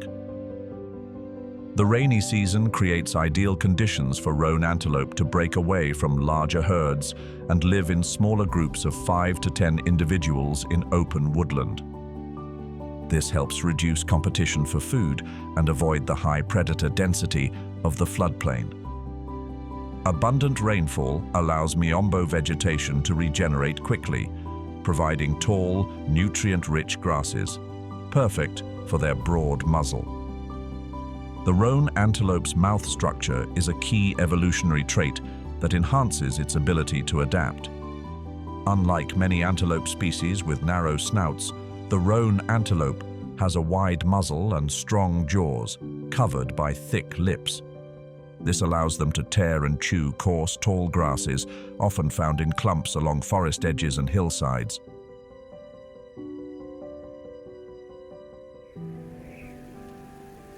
The thick canopy and deep leaf litter of the escarpment Miombo create a hunting paradise for the banded mongoose. This small carnivore lives in groups of 10 to over 40 individuals, moving constantly through rock crevices, dense undergrowth, and the bases of large trees, like a well-coordinated scout team. Each group has clearly defined roles. Some individuals scout ahead, others stand guard, and the rest dig through the soft soil in search of prey.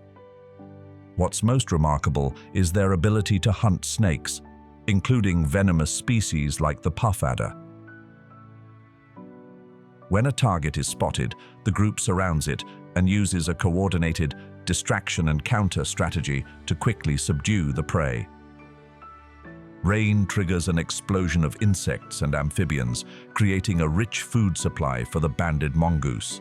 At the same time, the dense forest canopy and rocky terrain offer excellent cover from larger predators. In a season when the forest bursts to life, small but united species like these become key players, controlling snake and insect populations and helping to keep the Miombo woodland ecosystem in balance.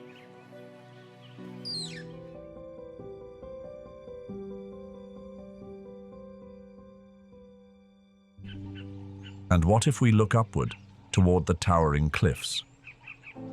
There, you'll find the southern carmine bee-eater, a bird cloaked in vivid pink-red, standing out boldly against the lush green of the escarpment Miombo during the rainy season. As vegetation blankets the rocky slopes, flocks of bee-eaters appear in full force, moving like hovering dancers in pursuit of flying insects.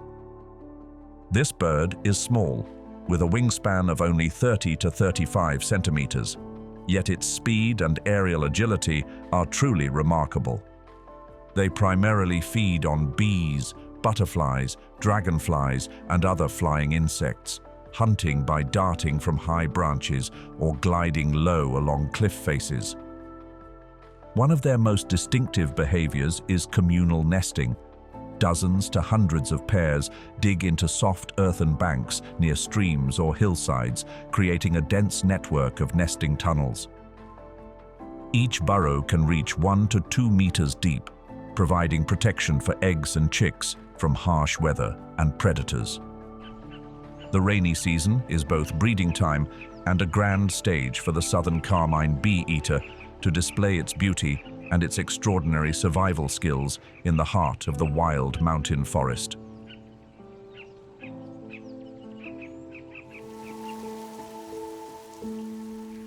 At the Luangwa River floodplain, as rainfall intensifies from December onward, the Luangwa River expands its reach, spilling over the banks to form a network of channels and oxbow lagoons.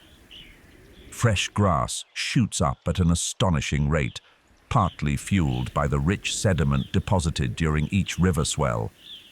As a result, animals spread out more widely and gather less frequently in single locations, even though the floodplain remains the central hub of activity.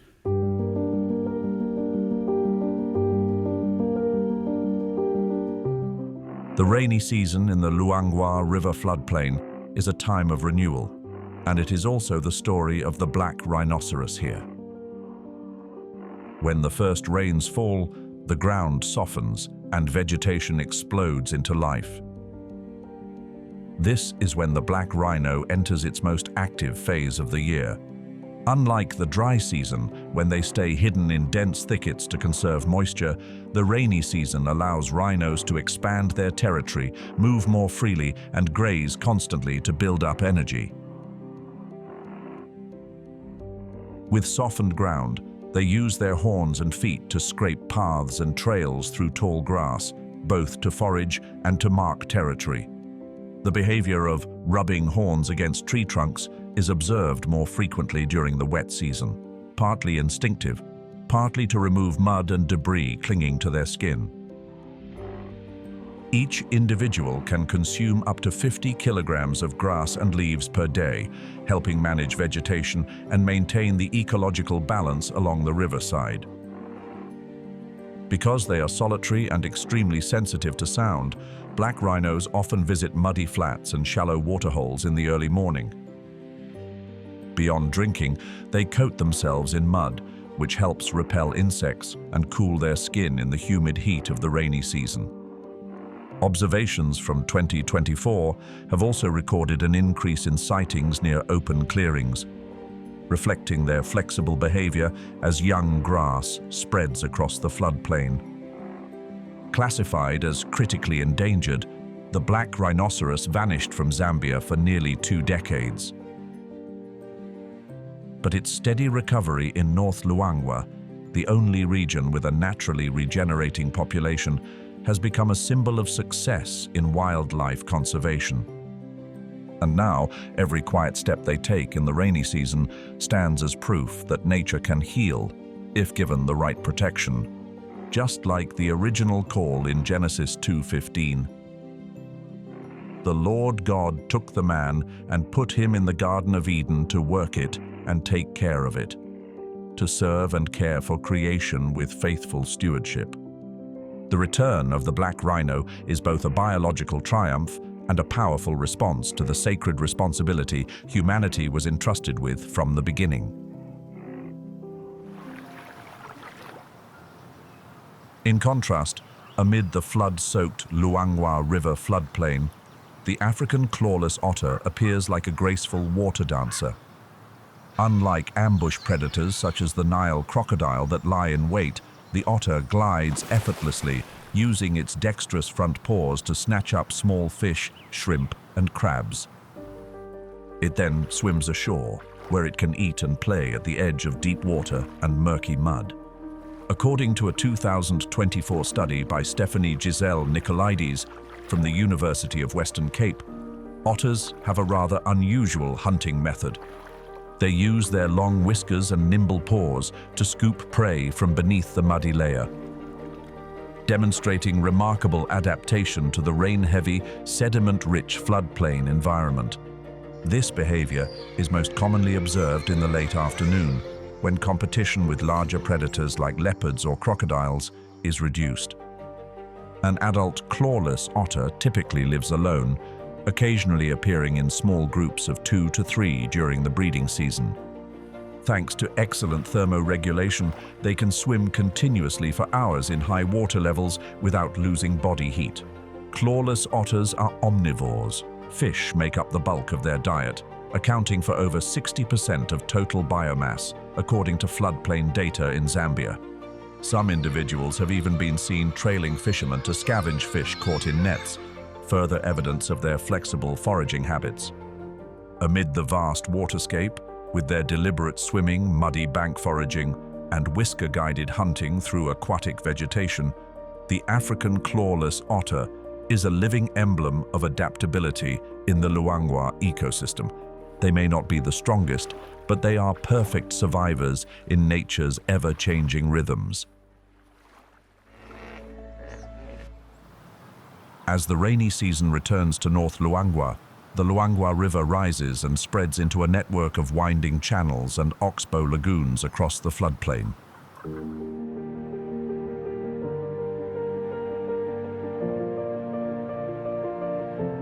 This is also the time when the Nile crocodile, an ancient creature dating back to the time of dinosaurs, enters its most effective hunting season of the year. Hidden beneath murky water, with only its eyes and part of its snout visible, the Nile crocodile is the very definition of ecological invisibility.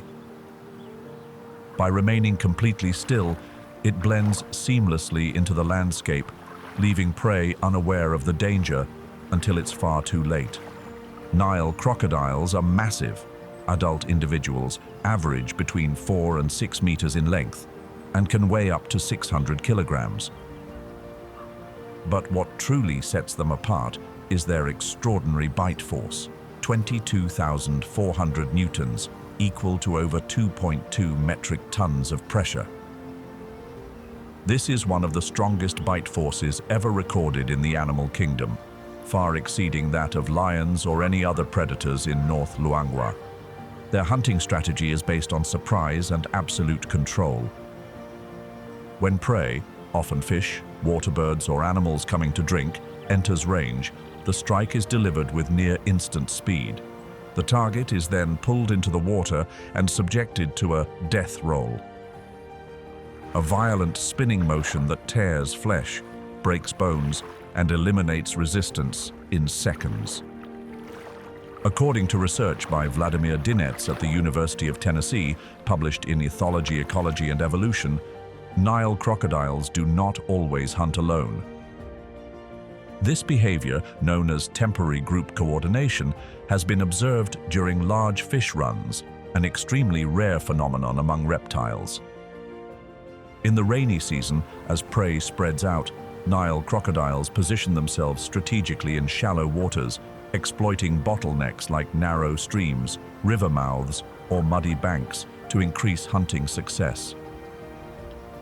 Even more fascinating, crocodiles can hold their breath for up to 2 hours, thanks to an unusually high tolerance for lactic acid buildup in their blood. This allows them to stake out deep water ambushes or wait patiently for the perfect moment, without ever surfacing.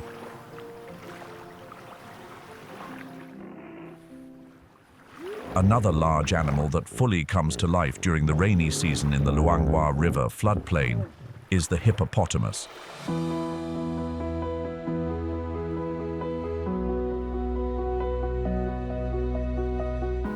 As the Luangwa River rises, spilling into side channels and oxbow lagoons, the hippo becomes the undisputed ruler of the shallow waters. Throughout the day, they remain submerged, barely moving, to regulate body temperature, surfacing only every few minutes to breathe before slipping back underwater. But when dusk falls, the hippos quietly leave the river, following well-worn trails to the flooded grasslands, where each individual may consume up to 40 kilograms of fresh grass each night. The rainy season is a time for both feeding and breeding, and dominant males become especially territorial and aggressive. Clashes are frequent as they battle for position within the herd and access to females, resulting in dramatic confrontations across misty waters. Weighing up to 1,800 kilograms and capable of opening their jaws to 150 degrees, the hippopotamus has no real rivals in this environment. While adult hippos are generally avoided by predators, the calves remain vulnerable, making vigilance and protection a constant duty for the larger individuals. According to a recent study published in Scientific Research Publishing in 2024, North Luangwa now records the highest hippopotamus density in the world along the Luangwa River. In North Luangwa National Park, numbers reach 35 to 48 individuals per kilometer of river, with an estimated total population between 5,000 and 7,000. Far more than just large animals lounging in water, hippopotamuses serve as ecological architects of the rainy season. Their muck-spreading behavior helps redistribute nutrients throughout the water, promoting the growth of aquatic vegetation and supporting the entire underwater food web. When the rainy season floods the floodplain, no species makes better use of the water, biologically, ecologically, and strategically, than the hippopotamus. That's the story along the rivers, but if you shift your gaze skyward, you'll spot a striking white figure soaring above the wild backdrop of North Luangwa.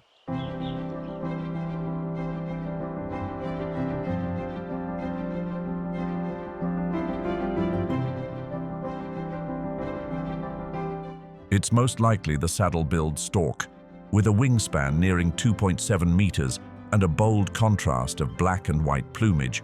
This giant stork easily draws attention, yet remains a remarkably discreet hunter.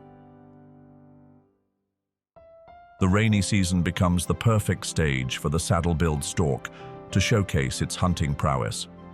Using its signature red and yellow bill like a blade slicing through water, it swiftly plucks up fish, frogs, or aquatic insects with near-perfect precision.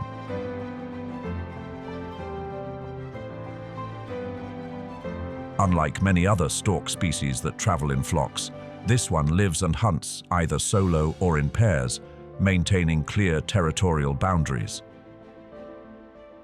The consistent presence of the saddle-billed stork in North Luangwa has been regularly recorded through the 2024 bird monitoring system. This reflects the health and integrity of the wetland ecosystem, an environment highly sensitive to shifts in climate and water flow.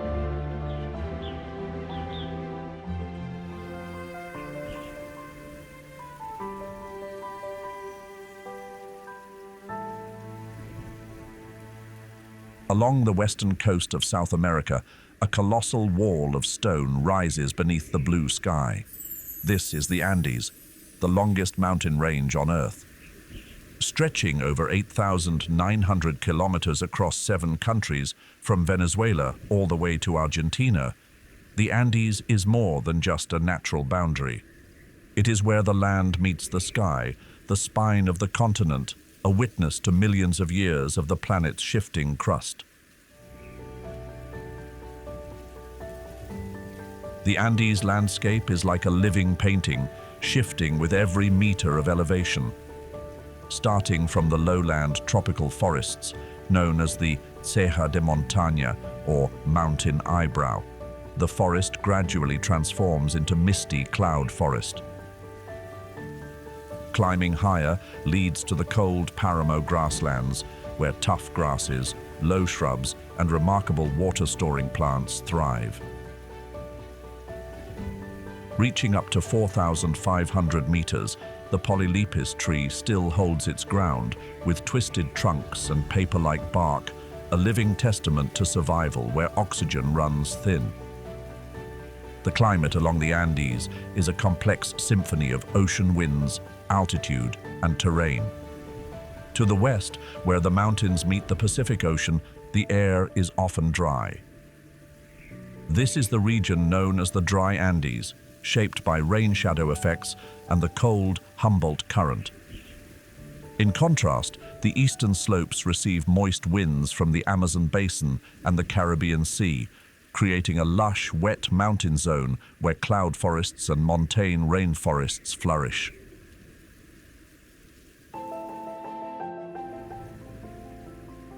Nestled between two branches of the Andes, the Altiplano-Puna Plateau sits at an elevation of 3,700 meters, stretching from southern Peru through Bolivia to northern Chile and northwestern Argentina. Though not a fertile land, this region became the foundation of the largest indigenous civilization in South America. The climate here is harsh and unpredictable. Daytime temperatures can be mild, reaching up to 15 degrees Celsius, but after sunset, they quickly plunge to -5 degrees Celsius or lower. The landscape of the Altiplano Puna is mostly open grasslands, dotted with small wetlands in lower areas where meltwater from the surrounding mountains gathers to form temporary ecosystems. In more humid areas, the presence of high-altitude grasslands and marshes create small wetlands that retain water and maintain moisture throughout the year. Beneath these low-lying plants lies a layer of peat that has formed over thousands of years, with an average thickness of around 4.7 meters. It was on this land that the Inca developed techniques to use native vegetation for livestock, domesticate animals adapted to high elevations, and learn to harness water sources from melting snow and ice.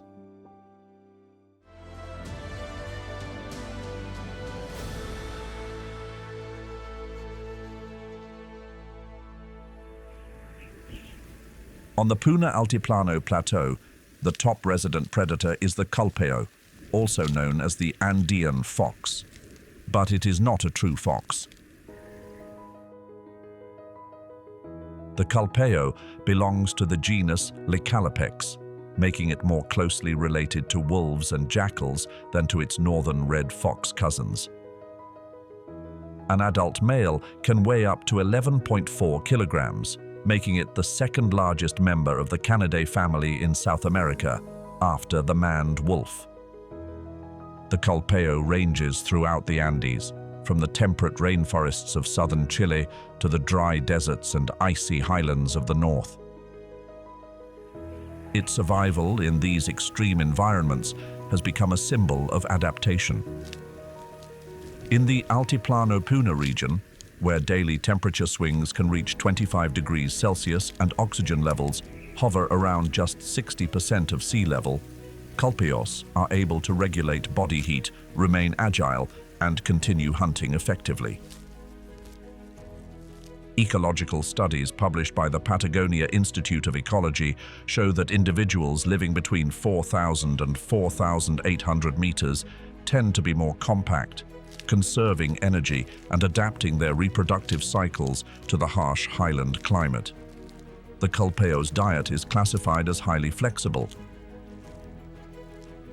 It is an opportunistic predator, meaning it adjusts its diet with the seasons and available resources. About 60% of its food intake comes from highland rodents.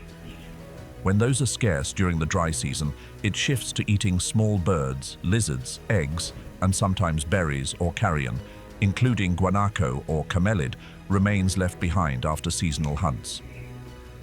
There have been rare cases where culpeos prey on lambs, an uncommon behavior but one that has caused conflict with humans in certain grazing areas, particularly along the Argentina-Chile border, leading to persecution in those zones. The culpeo's hunting strategy is a blend of stealth, patience, and bursts of speed. Rather than overpowering prey, it relies on its sharp hearing to detect faint sounds of movement beneath the grass.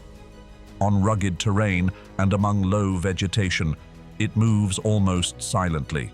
When it strikes, it launches with a quick, decisive leap, delivering a bite to the neck or head to swiftly subdue small prey.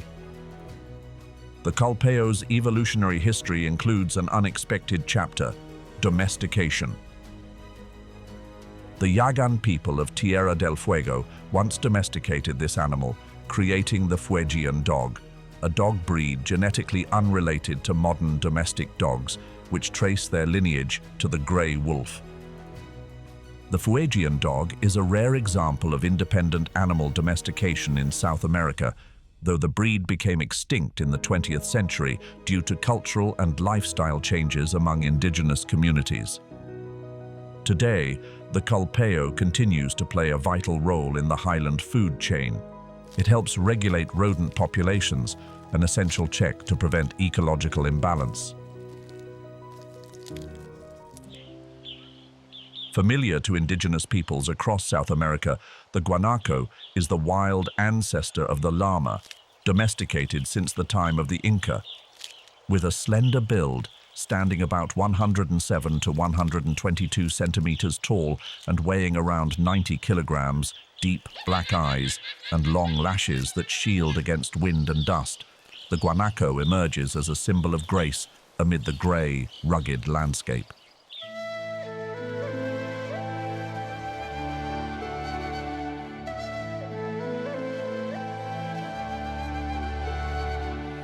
Its coat is made up of two layers, a soft underlayer for warmth close to the skin, and a coarse outer layer that shields against the biting cold winds.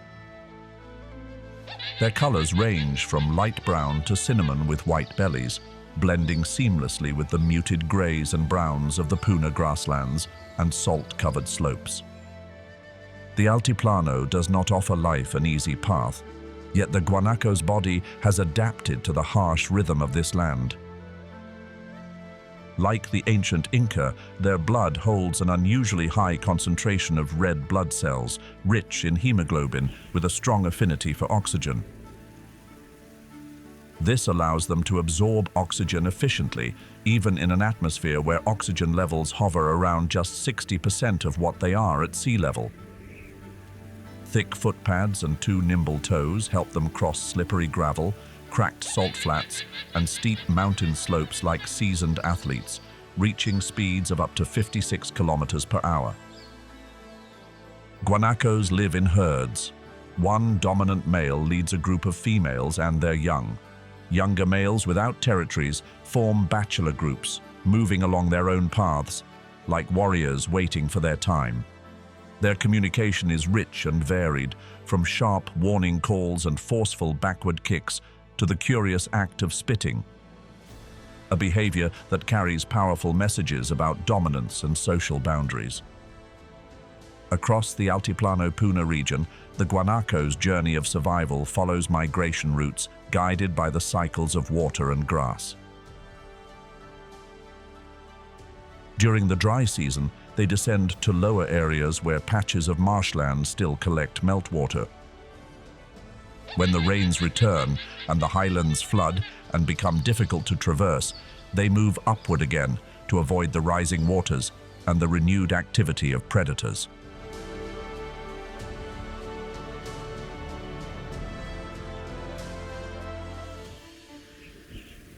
Rising above the limits of human habitation, Llanca, the snowbound zone of the Andes, spans elevations from 4,800 to nearly 6,900 meters.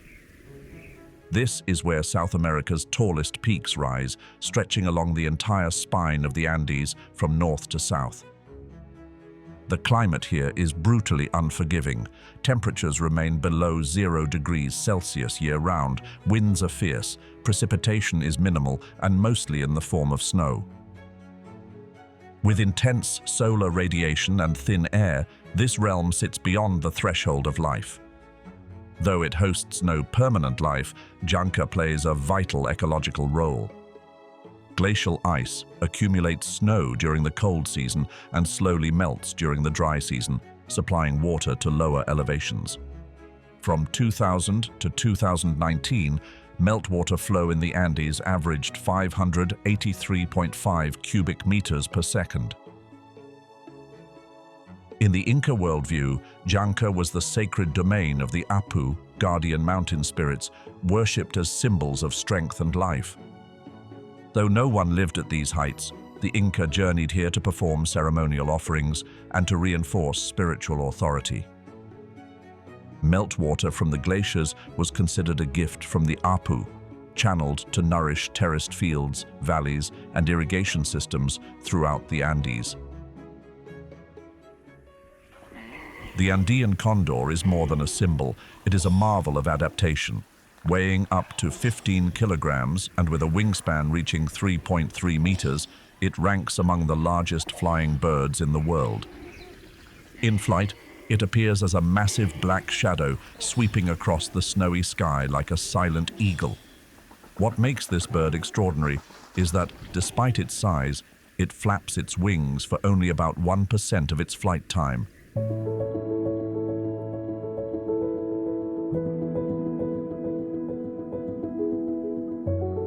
For the vast majority of its journey, it glides effortlessly, perfectly riding thermal currents and mountain winds to stay aloft. One study recorded a single Andean condor flying continuously for over 5 hours, covering 172 kilometers, without flapping its wings once. In the perilous frigid air of the Junca zone, that ability is a key to survival. On sheer cliff faces rising above 5,000 meters, far beyond where humans can go, Andean condors nest. They reproduce slowly, laying just one egg every 2 years, and incubation takes nearly 2 months.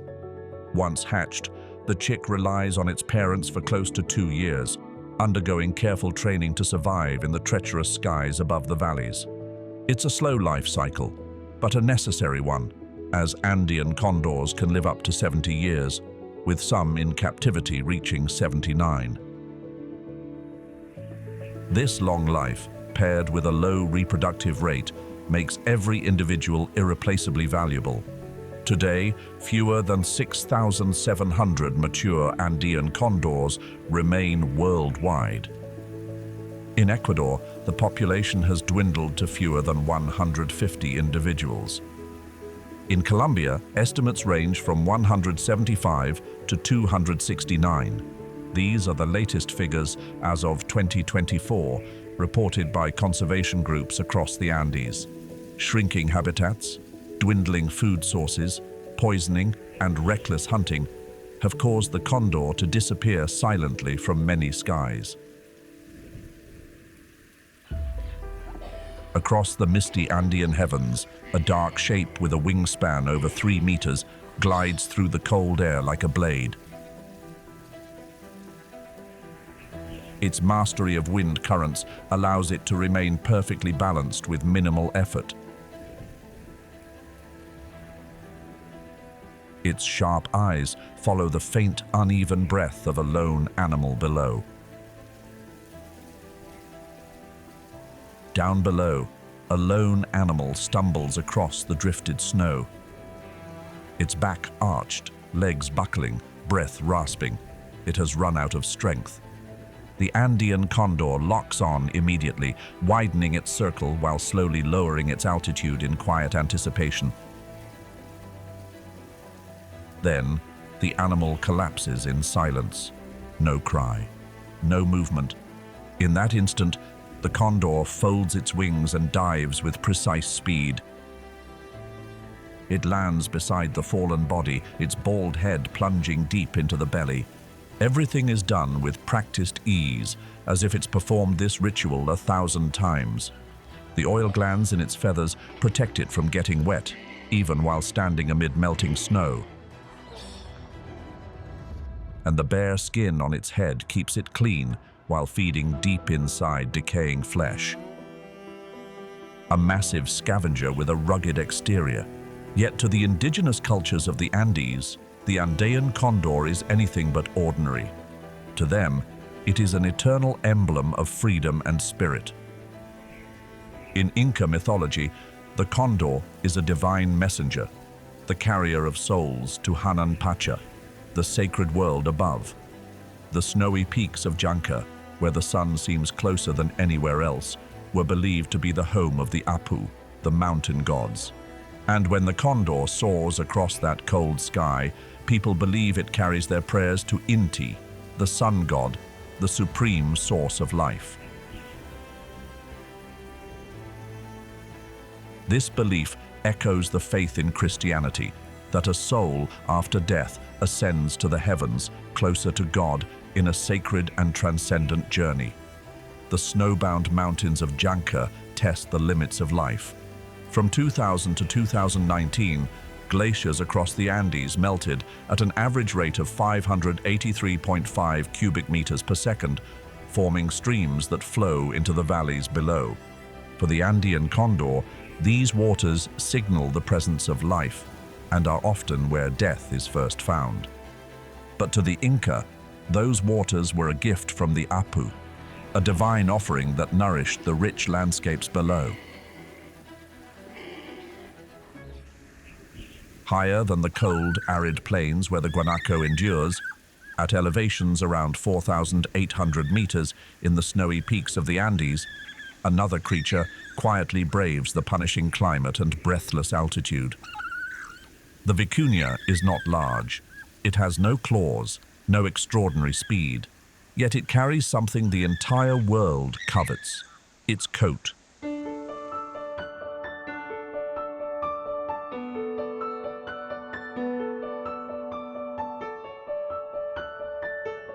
Each fiber of its wool measures just 12 microns in diameter, finer than cashmere, which is already famed for its softness. A delicate layer of tiny scales coats the surface of each strand, locking out the cold air and forming a naturally perfect thermal barrier. Thanks to this, even when nighttime temperatures in the Janka zone fall below -20 degrees Celsius, the vicuña's small body retains the warmth it needs to survive. That very coat once pushed them to the edge of extinction.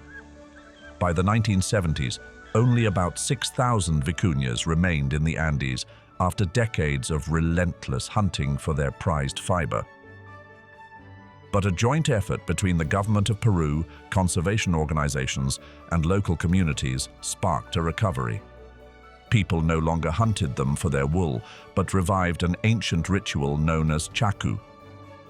Every 2 to 3 years, wild vicuñas are gently herded into safe enclosures. Their wool is sheared with care, and then they are released back into the wild. No wounds, no chains. In Inca culture, the vicuña symbolized purity and sacredness. Killing them was strictly forbidden. Their wool was reserved solely for the garments of royalty and nobility. Today, the vicuña appears proudly on the coat of arms of Peru, a symbol of biological richness and sustainable heritage. Living at elevations between 3,200 and 4,800 meters, where oxygen levels are barely half of those at sea level, vicuñas possess blood with an unusually high concentration of red blood cells, enabling highly efficient oxygen transport. It's a nearly perfect adaptation to thin, frigid air, strikingly similar to highland-adapted humans. Additionally, their front teeth grow continuously throughout their lives. In an environment where food consists mostly of tough, silica-rich grasses with minimal nutrition, those teeth must stay ever ready to resist constant wear. But life in the cold heights has never been easy. An old vicuña collapses among snow and wind. No cry, no sign of a predator, only time, quietly freezing its final breath.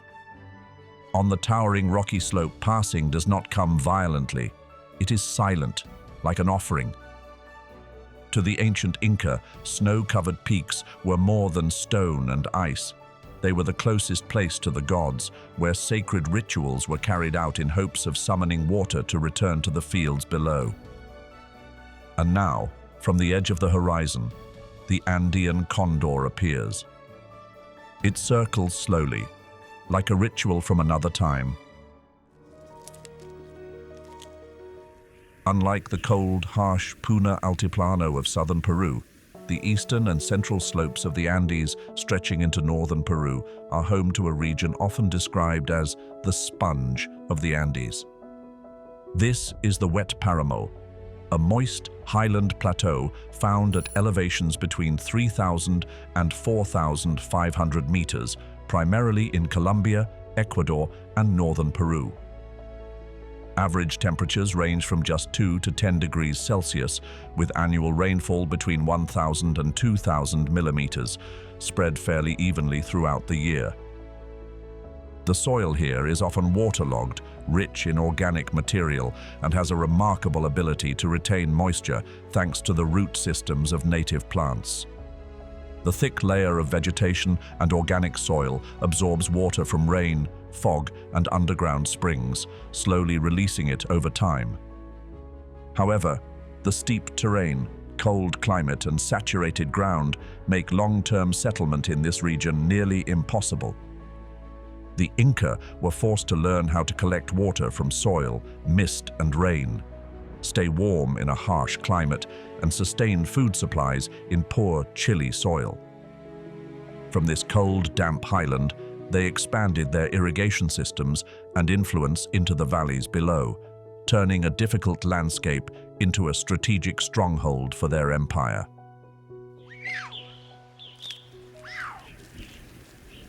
This feline goes by many names: cougar, puma, mountain lion, or the haunting ghost cat.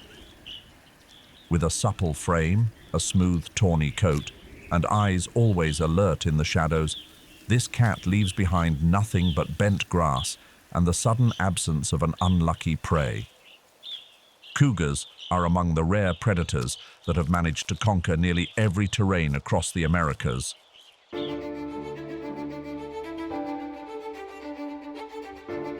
Their evolutionary journey began over 6 million years ago, originating in North America before spreading southward during the Great American Biotic Interchange. Today, according to the 2024 update from the International Union for Conservation of Nature, IUCN, Red List, the cougar still holds the title of the most widely distributed terrestrial mammal in the Western Hemisphere, ranging from the icy Yukon of Canada to the frigid forests of Patagonia. Biologically, the cougar does not belong to the group of big cats, so it cannot roar like a lion or tiger. Its rigid larynx gives it a vocal range more like small cats, including hisses, growls, and piercing screams, sounds once described as resembling a woman's shriek in the night.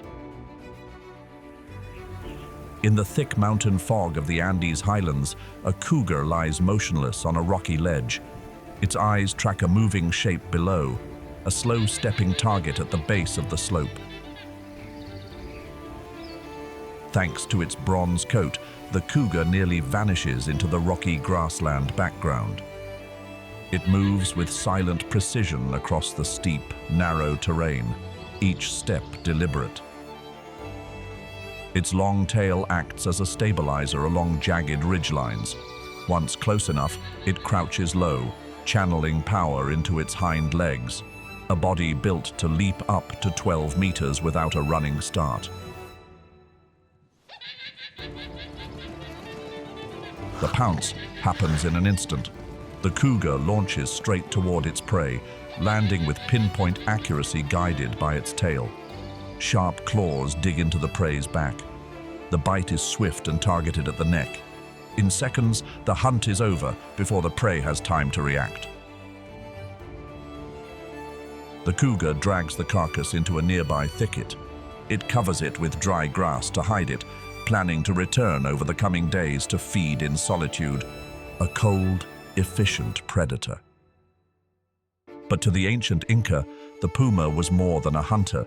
It was a sacred symbol of the human world, known as Uku Pacha, the middle layer of the three-tiered universe in their spiritual belief system. Now, let's climb higher, closer to the realm of the gods. Just below the eastern foothills of the Andes, where elevations drop below 1,500 meters, begins a lush, humid forest zone known as Selva Alta, the pre-Amazon rainforest.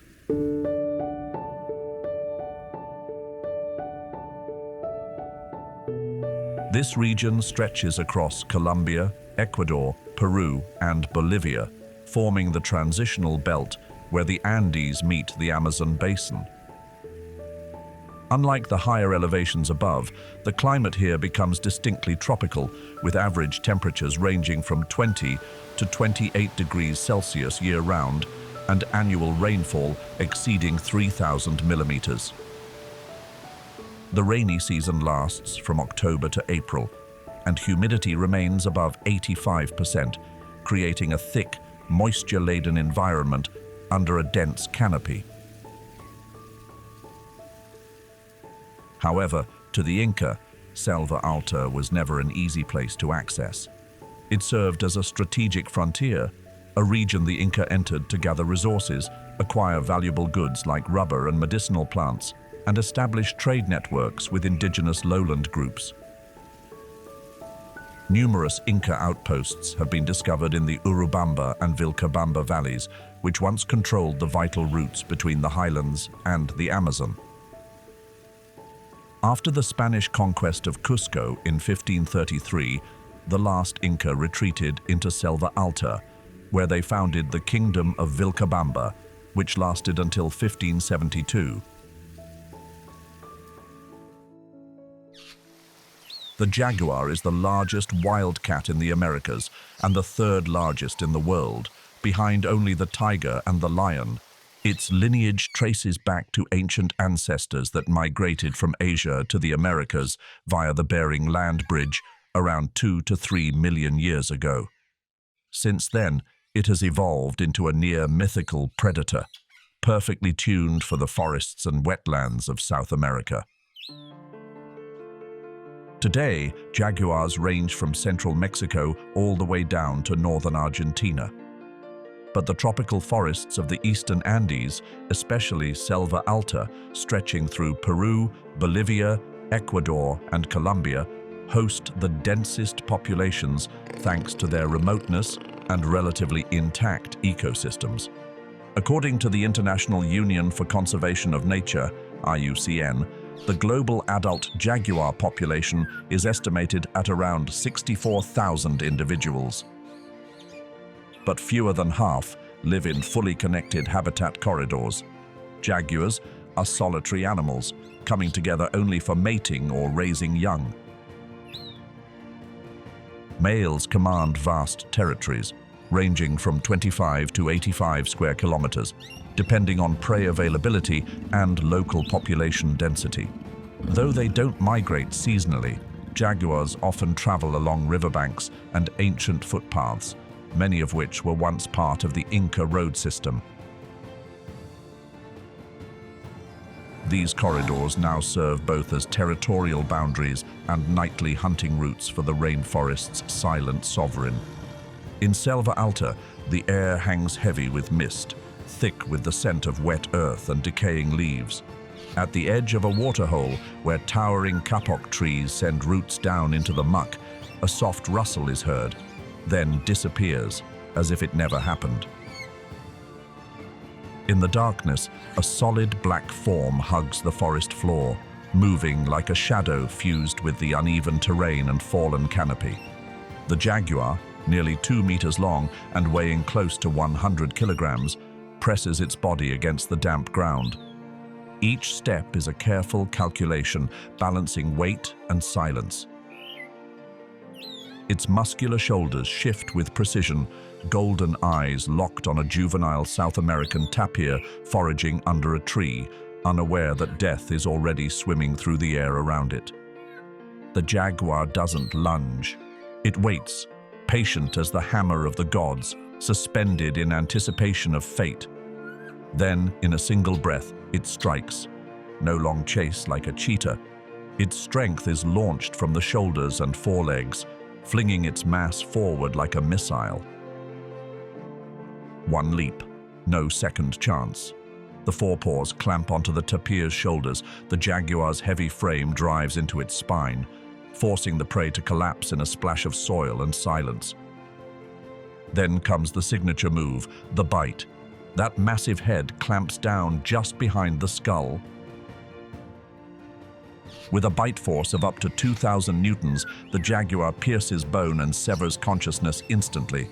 No need for choking, no waiting game, just one skull-puncturing bite, guided by millions of years of evolution, enough to end a creature twice its size. Beyond its powerful build and predatory skills, the jaguar is also a living embodiment of natural beauty, expressed through its distinctive rosette-patterned coat. These large rosettes, scattered across its body and marked with dark central spots, set it apart from the leopard, a species it's often mistaken for. Each jaguar carries a unique set of markings, like a fingerprint, which allows researchers to identify individuals through camera trap imagery. The black-coated form, known as the black panther, is not a separate species, but rather a melanistic jaguar carrying a specific pigmentation gene. Although they make up less than 10% of the wild population, these individuals hold a distinct advantage. Their dark coats offer exceptional camouflage in the shadowy, densely forested world of Selva Alta. In the grand cosmic worldview of the Inca, the jaguar was far more than a predator. It was the living embodiment of divine power walking the earth. Known as Otorongo in the Quechua language, the jaguar ruled over Caipacha, the present world where humans live, struggle, and strive. Its rippling muscles, lethal bite, and silent, breath-like stride made it the ultimate symbol for Inca warriors, those who believed that the blood of the jaguar ran through the veins of the chosen. In ancient stone temples, this great feline was carved with sacred eyes that stared directly into the soul of the mortal, a reminder that the jaguar did not merely survive, it guarded the sacred balance laid down by the gods.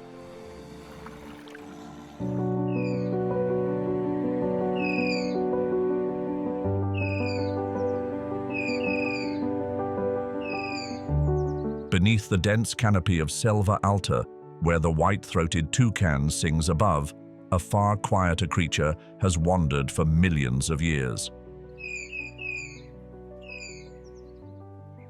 It doesn't call out. It doesn't dazzle with bright colors. It doesn't rely on speed or aggression. Yet its steady presence has become essential to the biological rhythm of the entire forest, the South American tapir. At first glance, the South American tapir may be misunderstood. Its slow movements and hefty build suggest clumsiness, but the reality is far different. Its most distinctive feature is its short, flexible trunk, a fusion of the upper lip and nose. This multi-purpose appendage helps it reach fruit hanging overhead, pull tender leaves into its mouth, feel its way through dense undergrowth, and even rise above the water's surface for air when diving to escape danger in deep rivers. This trunk connects the tapir to the three-dimensional structure of the rainforest, part arm, part snorkel, part survival antenna. But the tapir's most vital role lies in its feeding habits. As one of the largest fruit eaters in the Amazon region, it digests and disperses seeds from over 200 different plant species. These seeds, partially digested, pass through the tapir's system and are scattered through its droppings across vast distances. According to a 2024 report by the Wildlife Conservation Society, forests with active tapir populations show tree germination rates over 23% higher than areas where tapirs are absent. They don't just plant trees, they help restore degraded forest and preserve biodiversity structure over time. The South American tapir is semi-aquatic, and water is its greatest ally. The creeks, mud pools, and rivers of Selva Alta are not only sources of moisture and food, they're also sanctuaries from predators. When it senses danger, the tapir bolts into the water by instinct, swimming and diving with remarkable grace. So silently and smoothly, it seems to vanish into the current. But in South America, even the top predator is a master of water.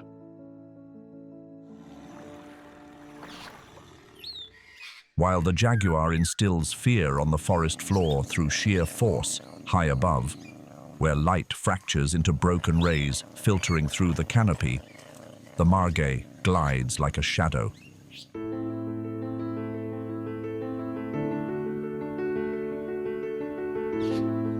It needs no brute strength or thunderous pounce. It is an artist of silence, a ghost that climbs, retreats, and vanishes into the trees as if it was never there. While many other wildcats have evolved to live on the ground, the margay has taken a completely different path, spending nearly its entire life in the trees. Its climbing ability is so remarkable that scientists often compare it to a squirrel, except with sharper claws. One of the most fascinating biological features of the margay is its unique ankle joint, which can rotate 180 degrees, allowing it to descend tree trunks head first. The margay's body is built for vertical living: compact frame, long hind legs, wide paws for gripping bark, and a tail that makes up about 70% of its body length, acting like a natural counterbalance.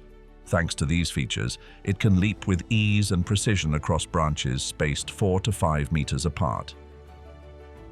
Living in the forest canopy helps the margay avoid many ground-level threats, but it doesn't free it from competition in the food chain. What sets the margay apart is not just how it moves, but how it thinks when hunting. In one observation from the Amazon rainforest in Brazil, scientists recorded a margay mimicking the call of a baby tamarin monkey to draw the attention of adult monkeys. Although the ambush didn't succeed, this vocal mimicry was seen as a rare display of learning and behavioral adaptability for a small predator. Visually, the margay has eyes that are large in proportion to its body. These eyes are specially adapted for excellent night vision, an essential trait for a solitary, nocturnal hunter moving through low-light environments. Special layers of retinal cells help gather as much light as possible, enabling the margay to detect prey like squirrels, opossums, night birds, lizards, or large insects from a distance, even while navigating the thick shadows of the Selva Alta rainforest. Although the margay does not migrate seasonally, it roams over a wide area. Each individual establishes its own territory and generally avoids contact with others, coming together only at specific times of the year to mate. A single territory can cover anywhere from 11 to 30 square kilometers, depending on forest density and food availability. Maintaining a continuous, dense habitat is essential for the margay's survival, helping it avoid direct competition with other meat-eaters like the tera or the ocelot.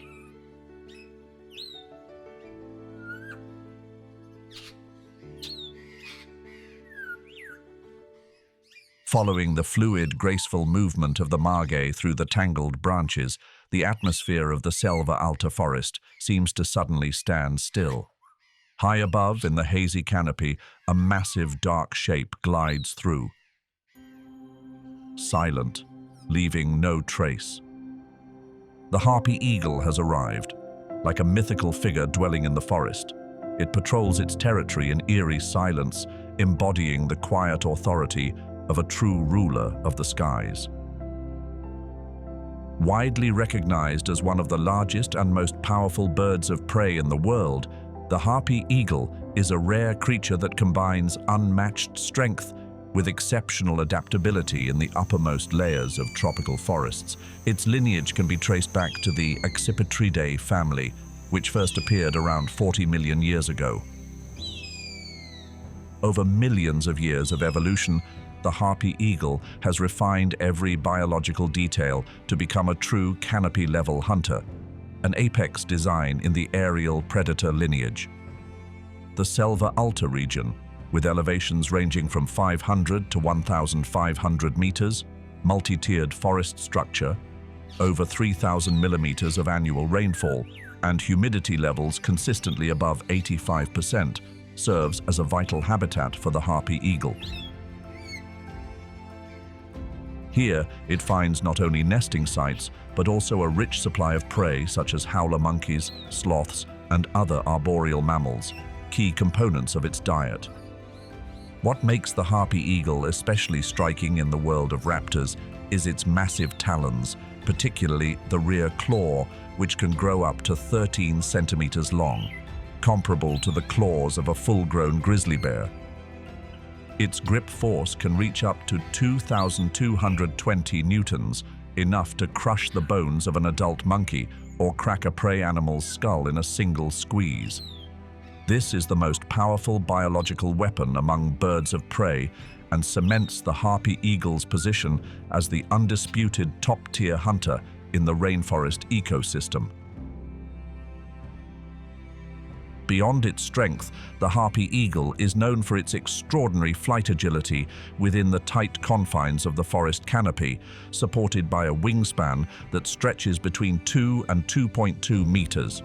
Despite its large size, it can reach speeds of up to 80 kilometers per hour when diving toward prey.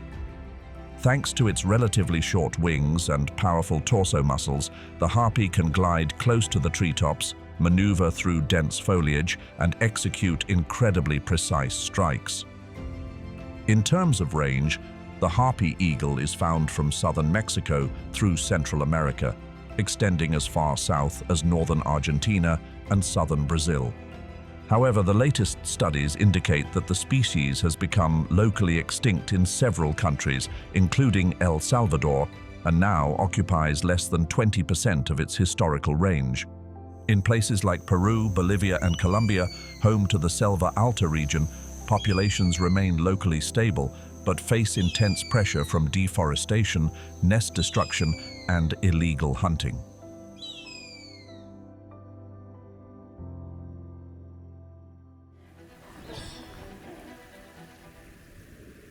Ceja de Selva, or the Andean cloud forest, stretches along the eastern slopes of the Andes from Venezuela to northwestern Argentina at elevations between 1,500 and 3,000 meters. This is a transitional zone between tropical rainforest and highland plateau, marked by year-round humidity, rainfall ranging from 1,500 to 2,500 millimeters, and temperatures fluctuating between 10 and 20 degrees Celsius.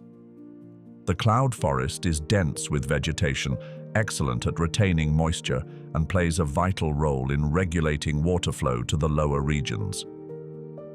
It also serves as a crucial biological corridor, home to numerous endemic species and maintaining ecological connections between mountain habitats and the Amazon.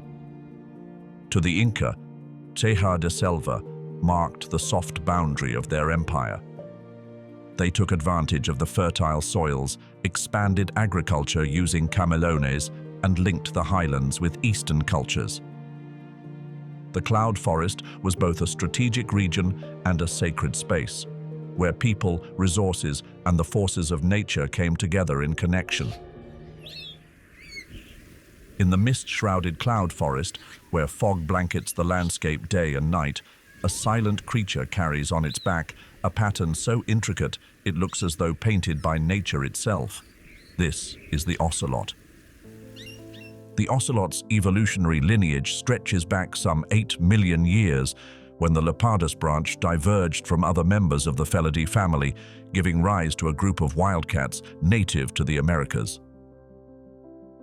Among them, the ocelot is the largest, marked by distinct genetic traits. It has only 36 chromosomes compared to the 38 found in most other feline species. Its body can grow up to 1 meter in length, and its weight ranges from 8 to 18 kilograms, making the ocelot far more formidable than any domestic cat. Its appearance is striking, a golden tan coat marked with dark-edged rosettes swirling across its body like flowing ink. Each individual bears a unique fur pattern as distinct as a fingerprint. That beauty, however, was once a curse. Hundreds of thousands were hunted for their pelts in the 20th century. Though now protected, their fur remains a haunting reminder of a wounded past. In the Andean cloud forests, between 1,100 and 2,800 meters in elevation, the ocelot finds its ideal home. Cool temperatures, high humidity, and thick canopy cover support a rich diversity of prey and provide perfect concealment. The ocelot is a versatile predator, hunting both on the ground and in the trees. It moves without a sound, each paw step as light as wind brushing moss. Though it walks slowly, every movement is purposeful. Its ears stand alert, swiveling toward the faintest sound, a twig snapping, a whisper of movement close to the forest floor. In darkness, its eyes are perfectly adapted to low light, catching every ghostly shift in motion. But it doesn't rely on vision alone. Its keen sense of smell, more developed than in many other felines, lets it track the fresh scent trails left by prey. Its agile climbing lets it move with ease through the forest's three-dimensional terrain. When needed, it can scale into the canopy to stalk birds or slip down to the streambed to hunt fish, crabs, or frogs, swimming with skill, a rare trait among wild cats. In a world where every corner teems with life, the ocelot is a master of adaptation. It knows when to climb, when to swim, and how long to wait in total stillness before striking. Each ocelot lives alone, defending a territory of up to 46 square kilometers, marked with scent maps made of urine and scat. Any intrusion may lead to a fight for survival. Reproduction also reflects long-term investment. Gestation lasts between 79 and 85 days, and the young, usually just 1 or 2, stay with their mother for nearly 2 years. During that time, they learn everything from her: how to stalk, climb, swim, evade threats, and recognize territorial boundaries. This stage is crucial in shaping their instincts and preparing them to thrive on their own. Within the Andean cloud forest ecosystem, the ocelot plays a vital role. It helps regulate populations of rodents, small birds, and amphibians, maintaining balance and preventing population surges. Its presence also signals the health of the environment.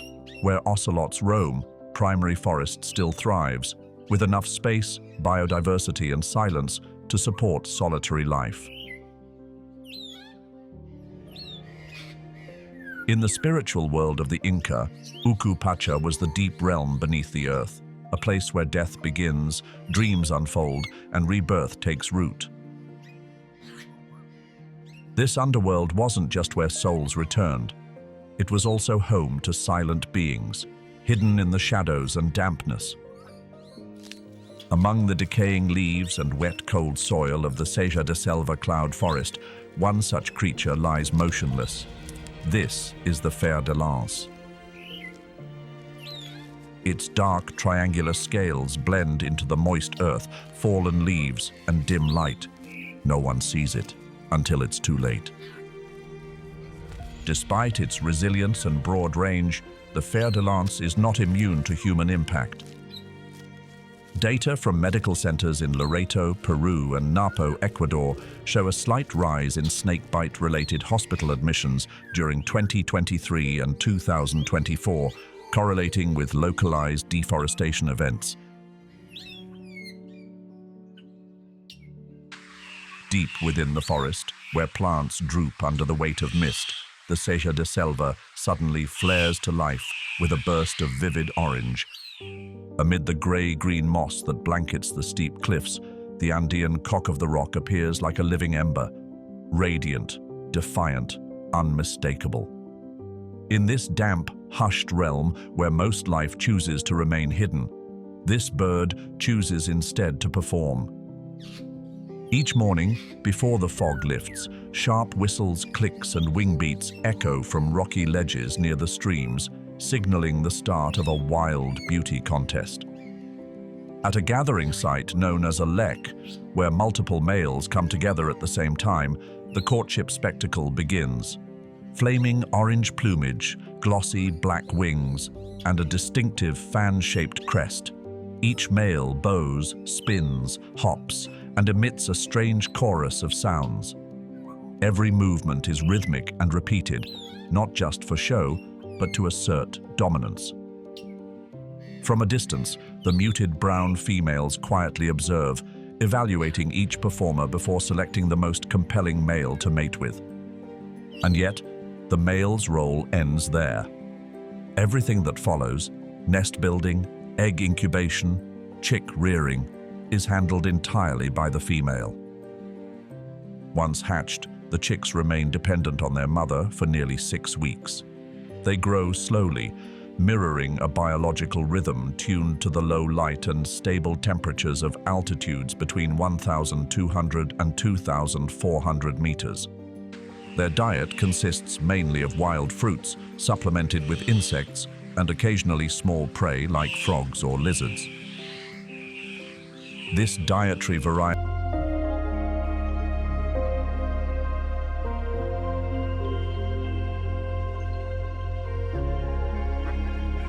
Elephants also possess an infrasound communication system alongside their water-finding talent. Low-frequency sounds below 20 Hz can carry through the ground for up to 10 kilometers. That reach helps herds stay in contact and coordinate movements smoothly between distant oases. The shadow of the giants also serves as a shield, protecting zebras from glowing eyes deep in the night. For when dusk fades over the Kalahari Desert, a different and brutal hunting order begins to rise: the spotted hyena. Far from the cowardly scavenger of popular prejudice, this is a hunter with one of the highest success rates on the African savanna. They can keep a pace of 60 kilometers per hour across 5 kilometers without tiring. The hyena's heart is oversized, making up 1% of its body weight, pushing oxygen fast enough to sustain long endurance chases.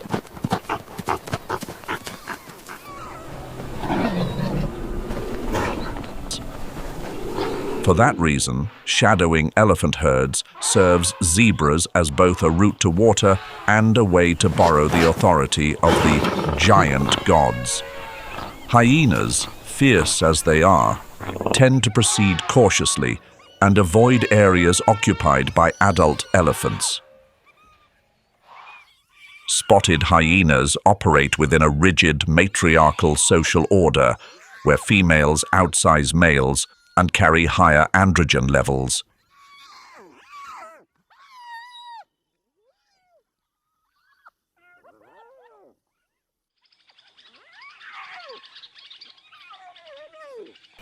Every member of the clan follows the lead of a commanding alpha female, forming a disciplined hunting network.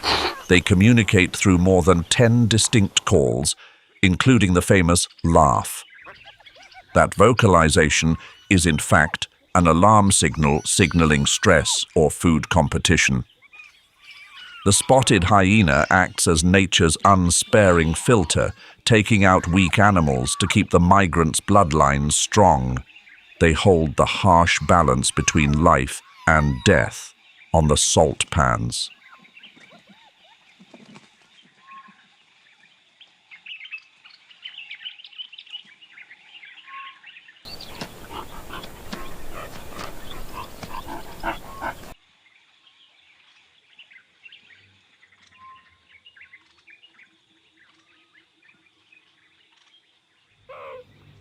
As the hyena's shadow retreats into the dark, the mounds on the Makadikgadi salt pans begin to stir for the new dawn, and on those mounds, the meerkat takes up its role as a tireless sentinel.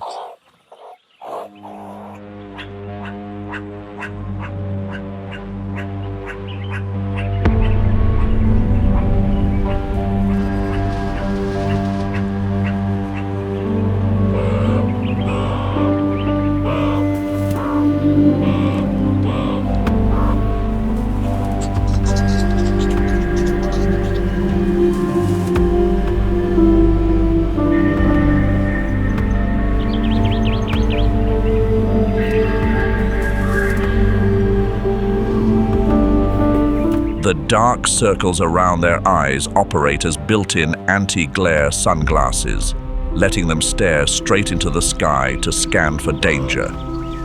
They carry an exceptionally detailed warning vocabulary of more than 30 distinct calls. They can accurately sort ground threats, such as wild dogs, from aerial threats, such as the martial eagle.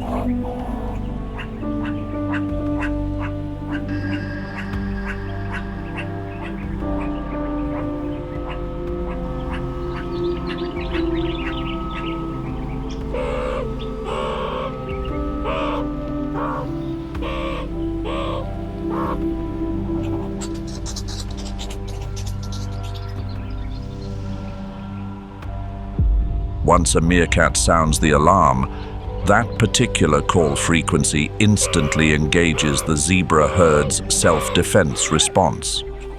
With their sharp hearing, zebras swiftly close into a defensive group or withdraw. In return, zebras can scatter smaller predators or stir the soil to expose insects for the meerkats. A meerkat's strength also rests on total unity within clans that can number up to 50 individuals. Each one stands ready to forego foraging to serve as a sentry, ensuring the entire community's safety.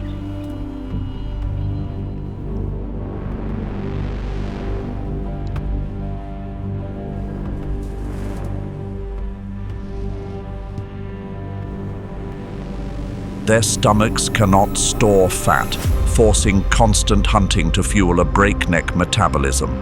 Even more remarkably, meerkats can shrug off many types of scorpion and snake venoms thanks to mutations in their nicotinic acetylcholine receptors.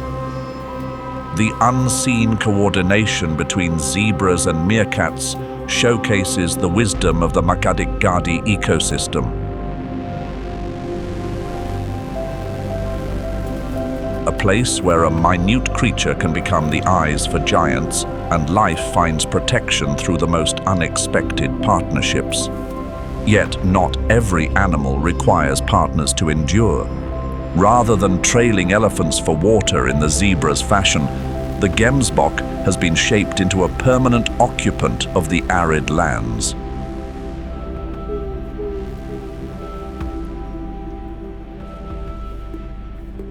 To outlast days when ground temperatures climb past 50 degrees Celsius, they depend on a blood vessel network called the carotid rete. Hot blood arriving from the body is cooled by air in the nasal cavity before entering the brain. This allows their core temperature to reach 45 degrees Celsius without inflicting neurological harm.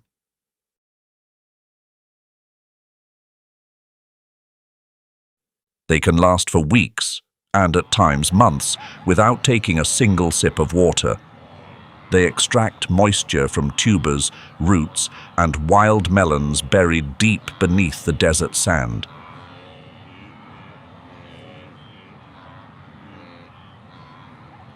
They possess the ability to concentrate urine to the maximum and draw every bit of moisture back from their feces to block water loss through excretion. When humidity climbs at night, desert plants take on moisture. The gemsbok selects this window to graze, harvesting that precious extra water. The gemsbok's presence sounds like a deep bass note, underscoring the cost of freedom in a setting without mercy. Here, the winner is not the swiftest runner, but the one that turns scarcity into an absolute survival edge.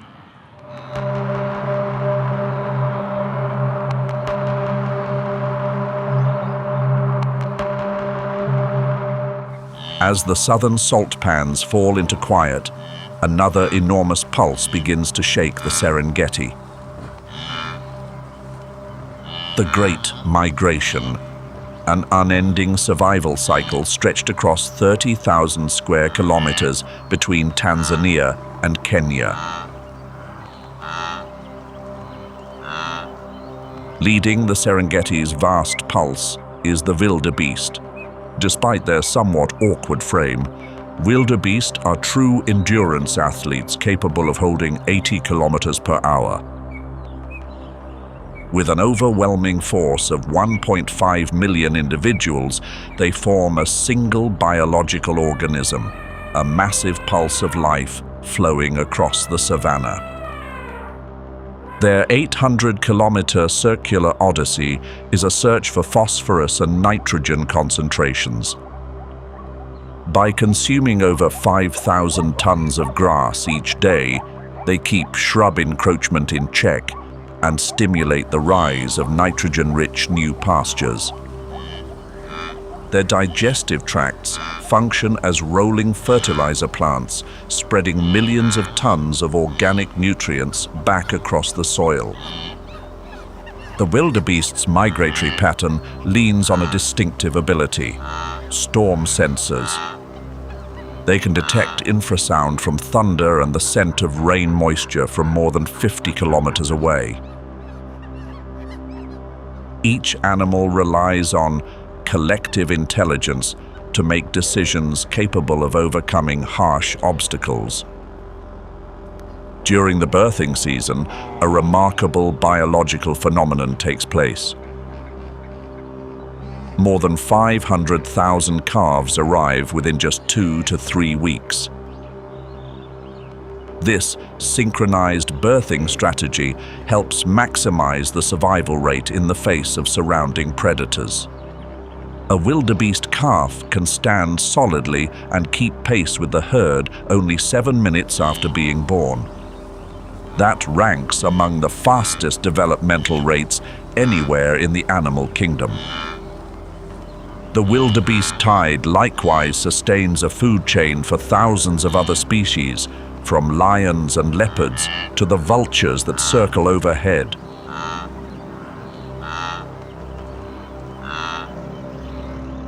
Even when they fall in the Mara River, their remains feed the aquatic ecosystem with vast protein for months afterward. Through their migration, they keep the breath of the savanna from ever going still. Marching alongside the wildebeest are more than 200,000 plain zebras. They serve as the vanguard of the Serengeti expedition. They possess a rugged build with a single hoof configuration and extremely strong incisors for handling the coarsest forage. Unlike ruminants, zebras belong to the Hingut fermenter group. They can break down food 30% faster than antelopes. They take in large quantities of low-quality grass and extract energy from it at high speed. In the symphony of the Great Migration, zebras play the role of pioneer lawn mowers, opening the way for the entire system that trails behind them.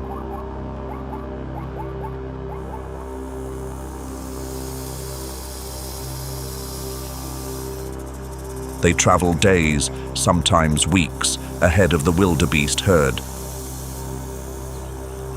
Their job is to work through the top layer of tall grasses, old, fibrous, and heavy with roughage. By stripping off that tough outer layer, zebras reveal the young, soft stems and leaves beneath, rich in protein and minerals. The zebra's visual system is also a major asset to the safety of the entire migratory army. With eyes set on the sides of the head, they enjoy a nearly 360-degree field of view, highly tuned to spotting unusual movement in the brush. They are the most effective early warning system in the herd.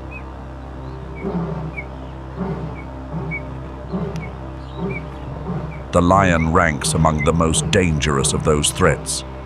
It is the only member of the cat family to maintain a complex social life built around hunting large prey.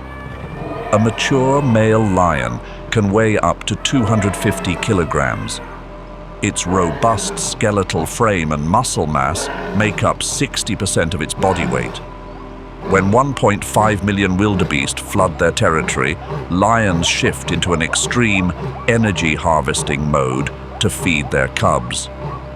Lion hunting success surges from 15% to over 30% during the peak of the migration. Lionesses with lean bodies and explosive speeds of 80 kilometers per hour take on the role of chasing and driving prey into ambush pockets. Adult males, powered by brute strength, move in for the final step, drawing on their sheer weight to subdue prey quickly and bring the encounter to a decisive close. By focusing on old, sick, or slow animals, they carry out a strict natural selection. The process keeps disease from spreading through a crowd of millions and ensures that only the healthiest genes pass to the next generation.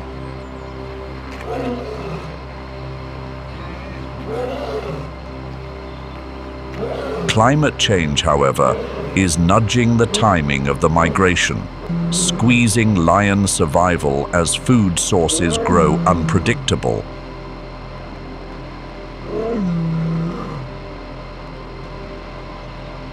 Lion numbers have fallen by 43% over the past 2 decades, leaving their role in ecosystem control more fragile than ever.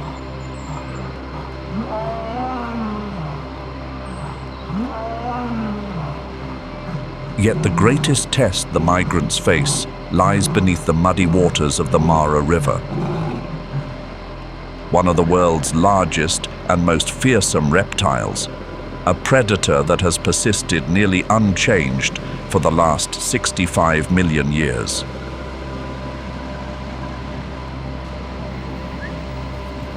Stretching up to 5 meters and exceeding 700 kilograms, they are ambush hunting machines in their purest form.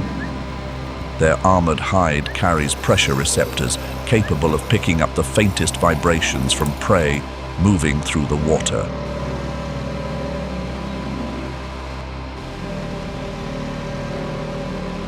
The Nile crocodile is a master of patience. It can remain submerged for up to 2 hours while waiting for prey. It can go a full year without a meal, yet take in food equal to half its body weight in just a few migration days. The weakest or slowest migrants tend to be targeted in the water, where the crocodile falls back on its signature rotational technique. That powerful maneuver allows the predator to efficiently process a catch, using the torque of its entire body to its advantage.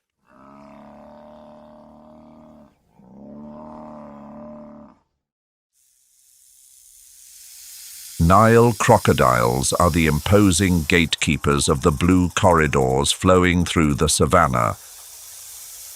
Their presence turns every river crossing into a purification rite, in which only the strongest and most fortunate earn the right to step onto the far bank.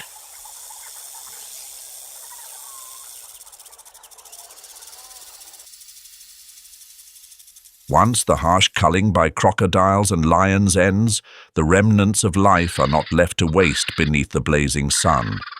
The white-backed vulture, the Serengeti's diligent sanitation crew. They boast a wingspan of up to 2.2 meters. It is the ideal build for riding thermal columns and gliding for hours with barely any energy spent. Their specialized traits help them stay clean while efficiently scavenging, ensuring that no essential nutrients are wasted in the savanna's life cycle. Remarkably, the white-backed vulture's stomach runs at an acidity of roughly pH 1, more aggressive than car battery acid.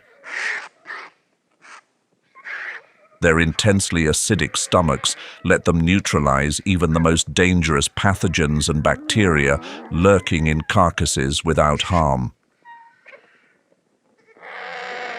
Within the Great Migration, vultures serve as biological waste processing centers operating at peak capacity.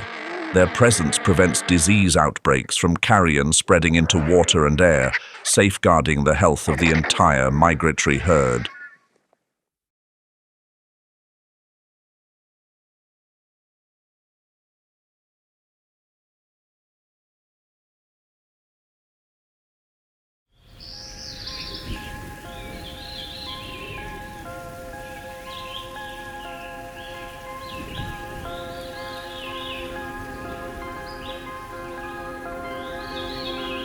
Greatness in a voyage is not measured only by thundering hooves or wingspans that blot out the sun. It is also the microscopic realm where tiny creatures carry out migrations of astonishing tenacity.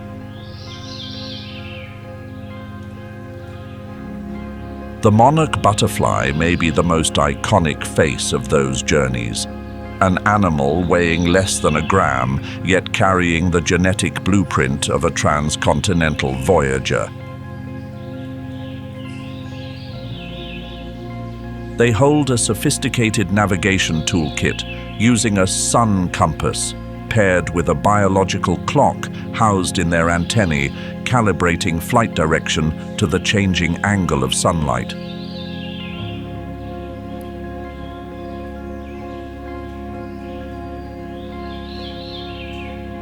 The monarch butterfly's migration is a procession of more than 4,800 kilometers from southern Canada and the US to the Oyamel fir forests perched on Mexican volcanoes. The greatest wonder is the arrival of a special generation, named by scientists the Methuselah generation. While ordinary butterfly generations live for only 2 to 6 weeks, Methuselah butterflies can last up to 8 months, 8 times the norm. By delaying reproductive diapause, they channel every reserve into building lipid stores for the transcontinental flight. Yet, even in the Oyamel forests, the calm of millions of butterfly wings offers no unbreakable shield.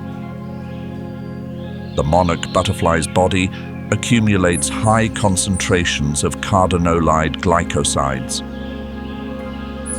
acquired from milkweed, is a deterrent that disrupts the heart function of many vertebrate predators.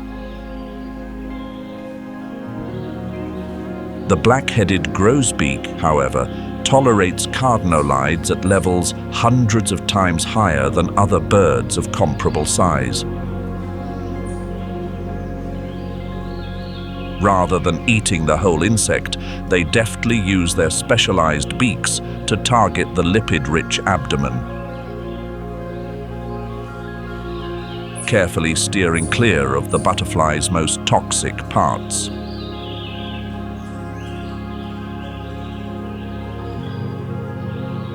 Leaving Oyamel behind, we arrive at a remote island adrift in the Indian Ocean. When the first rains of the wet season fall, a biological trigger fires at the same instant inside the bodies of over 50 million Christmas Island red crabs.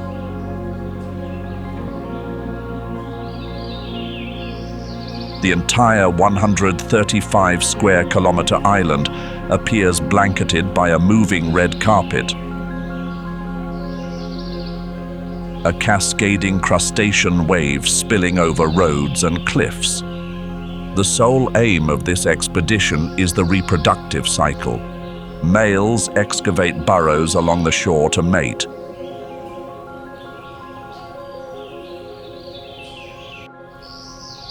Females wait for the right tidal phase to release eggs. At high tide under a waning moon, each female casts roughly 100,000 eggs into the sea, producing an enormous biological cloud just beneath the salty surface. After a month of development in the open ocean, crablets the size of match heads begin the return trip. They crawl from the waves back to the green forest to carry on the endless loop.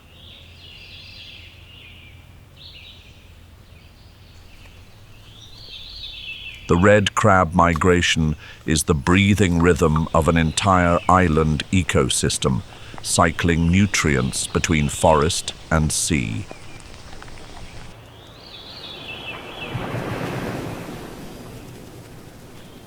That red carpet is a testament to the unquenchable drive to propagate a species, an epic written by claws and calcium shells across damp ground.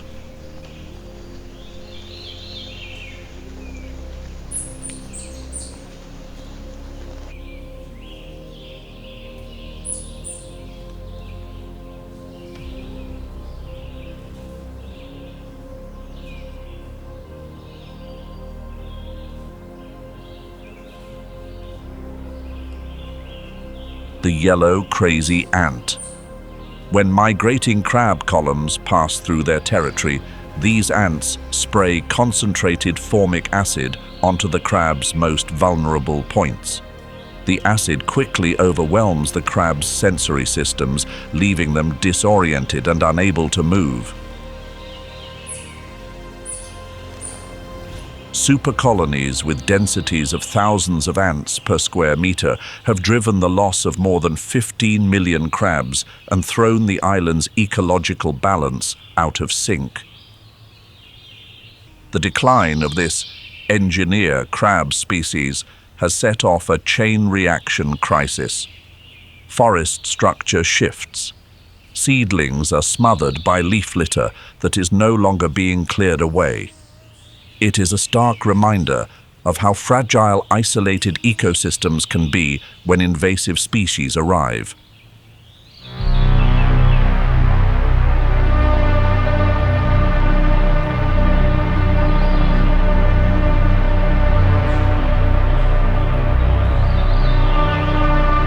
Beneath the deep blue water at the island's edge, the crab eggs just released from their mother's care suddenly become a banquet for the planet's largest fish, the whale shark. These animals can reach 12 meters in length and weigh more than 20 tons. Although classed as sharks, they hunt through a sophisticated filtering system that includes more than 20 filter pads inside an enormous oral cavity. They perform active suction feeding, expanding their mouths up to 1.5 meters wide to swallow thousands of liters of water per minute. The filter system traps protein-rich, fat-laden crab larvae while excess seawater flows out through the gill slits. The synchronization between the red crab's reproductive cycle and the whale shark's migratory path is a testament to the intimate link between land and ocean. Thanks to the abundant energy drawn from this sea of larvae, they can build up enough fat reserves to continue their transoceanic voyage spanning thousands of kilometers. We have journeyed through the most unsparing cross-sections of which animal in today's episode has changed the way you see the wild world? Was it or? Share your response in the comments. Your understanding is the greatest tribute these wild creatures can receive. Do not forget to like and subscribe to accompany us on future expeditions, where we will continue decoding the most mysterious survival codes in the natural world. And if you wish to discover more about other wild animals, continue with Win or Die, full episode, chapters Deadliest Battles for Survival or Lion Attack, the Mapogo Battle for Survival.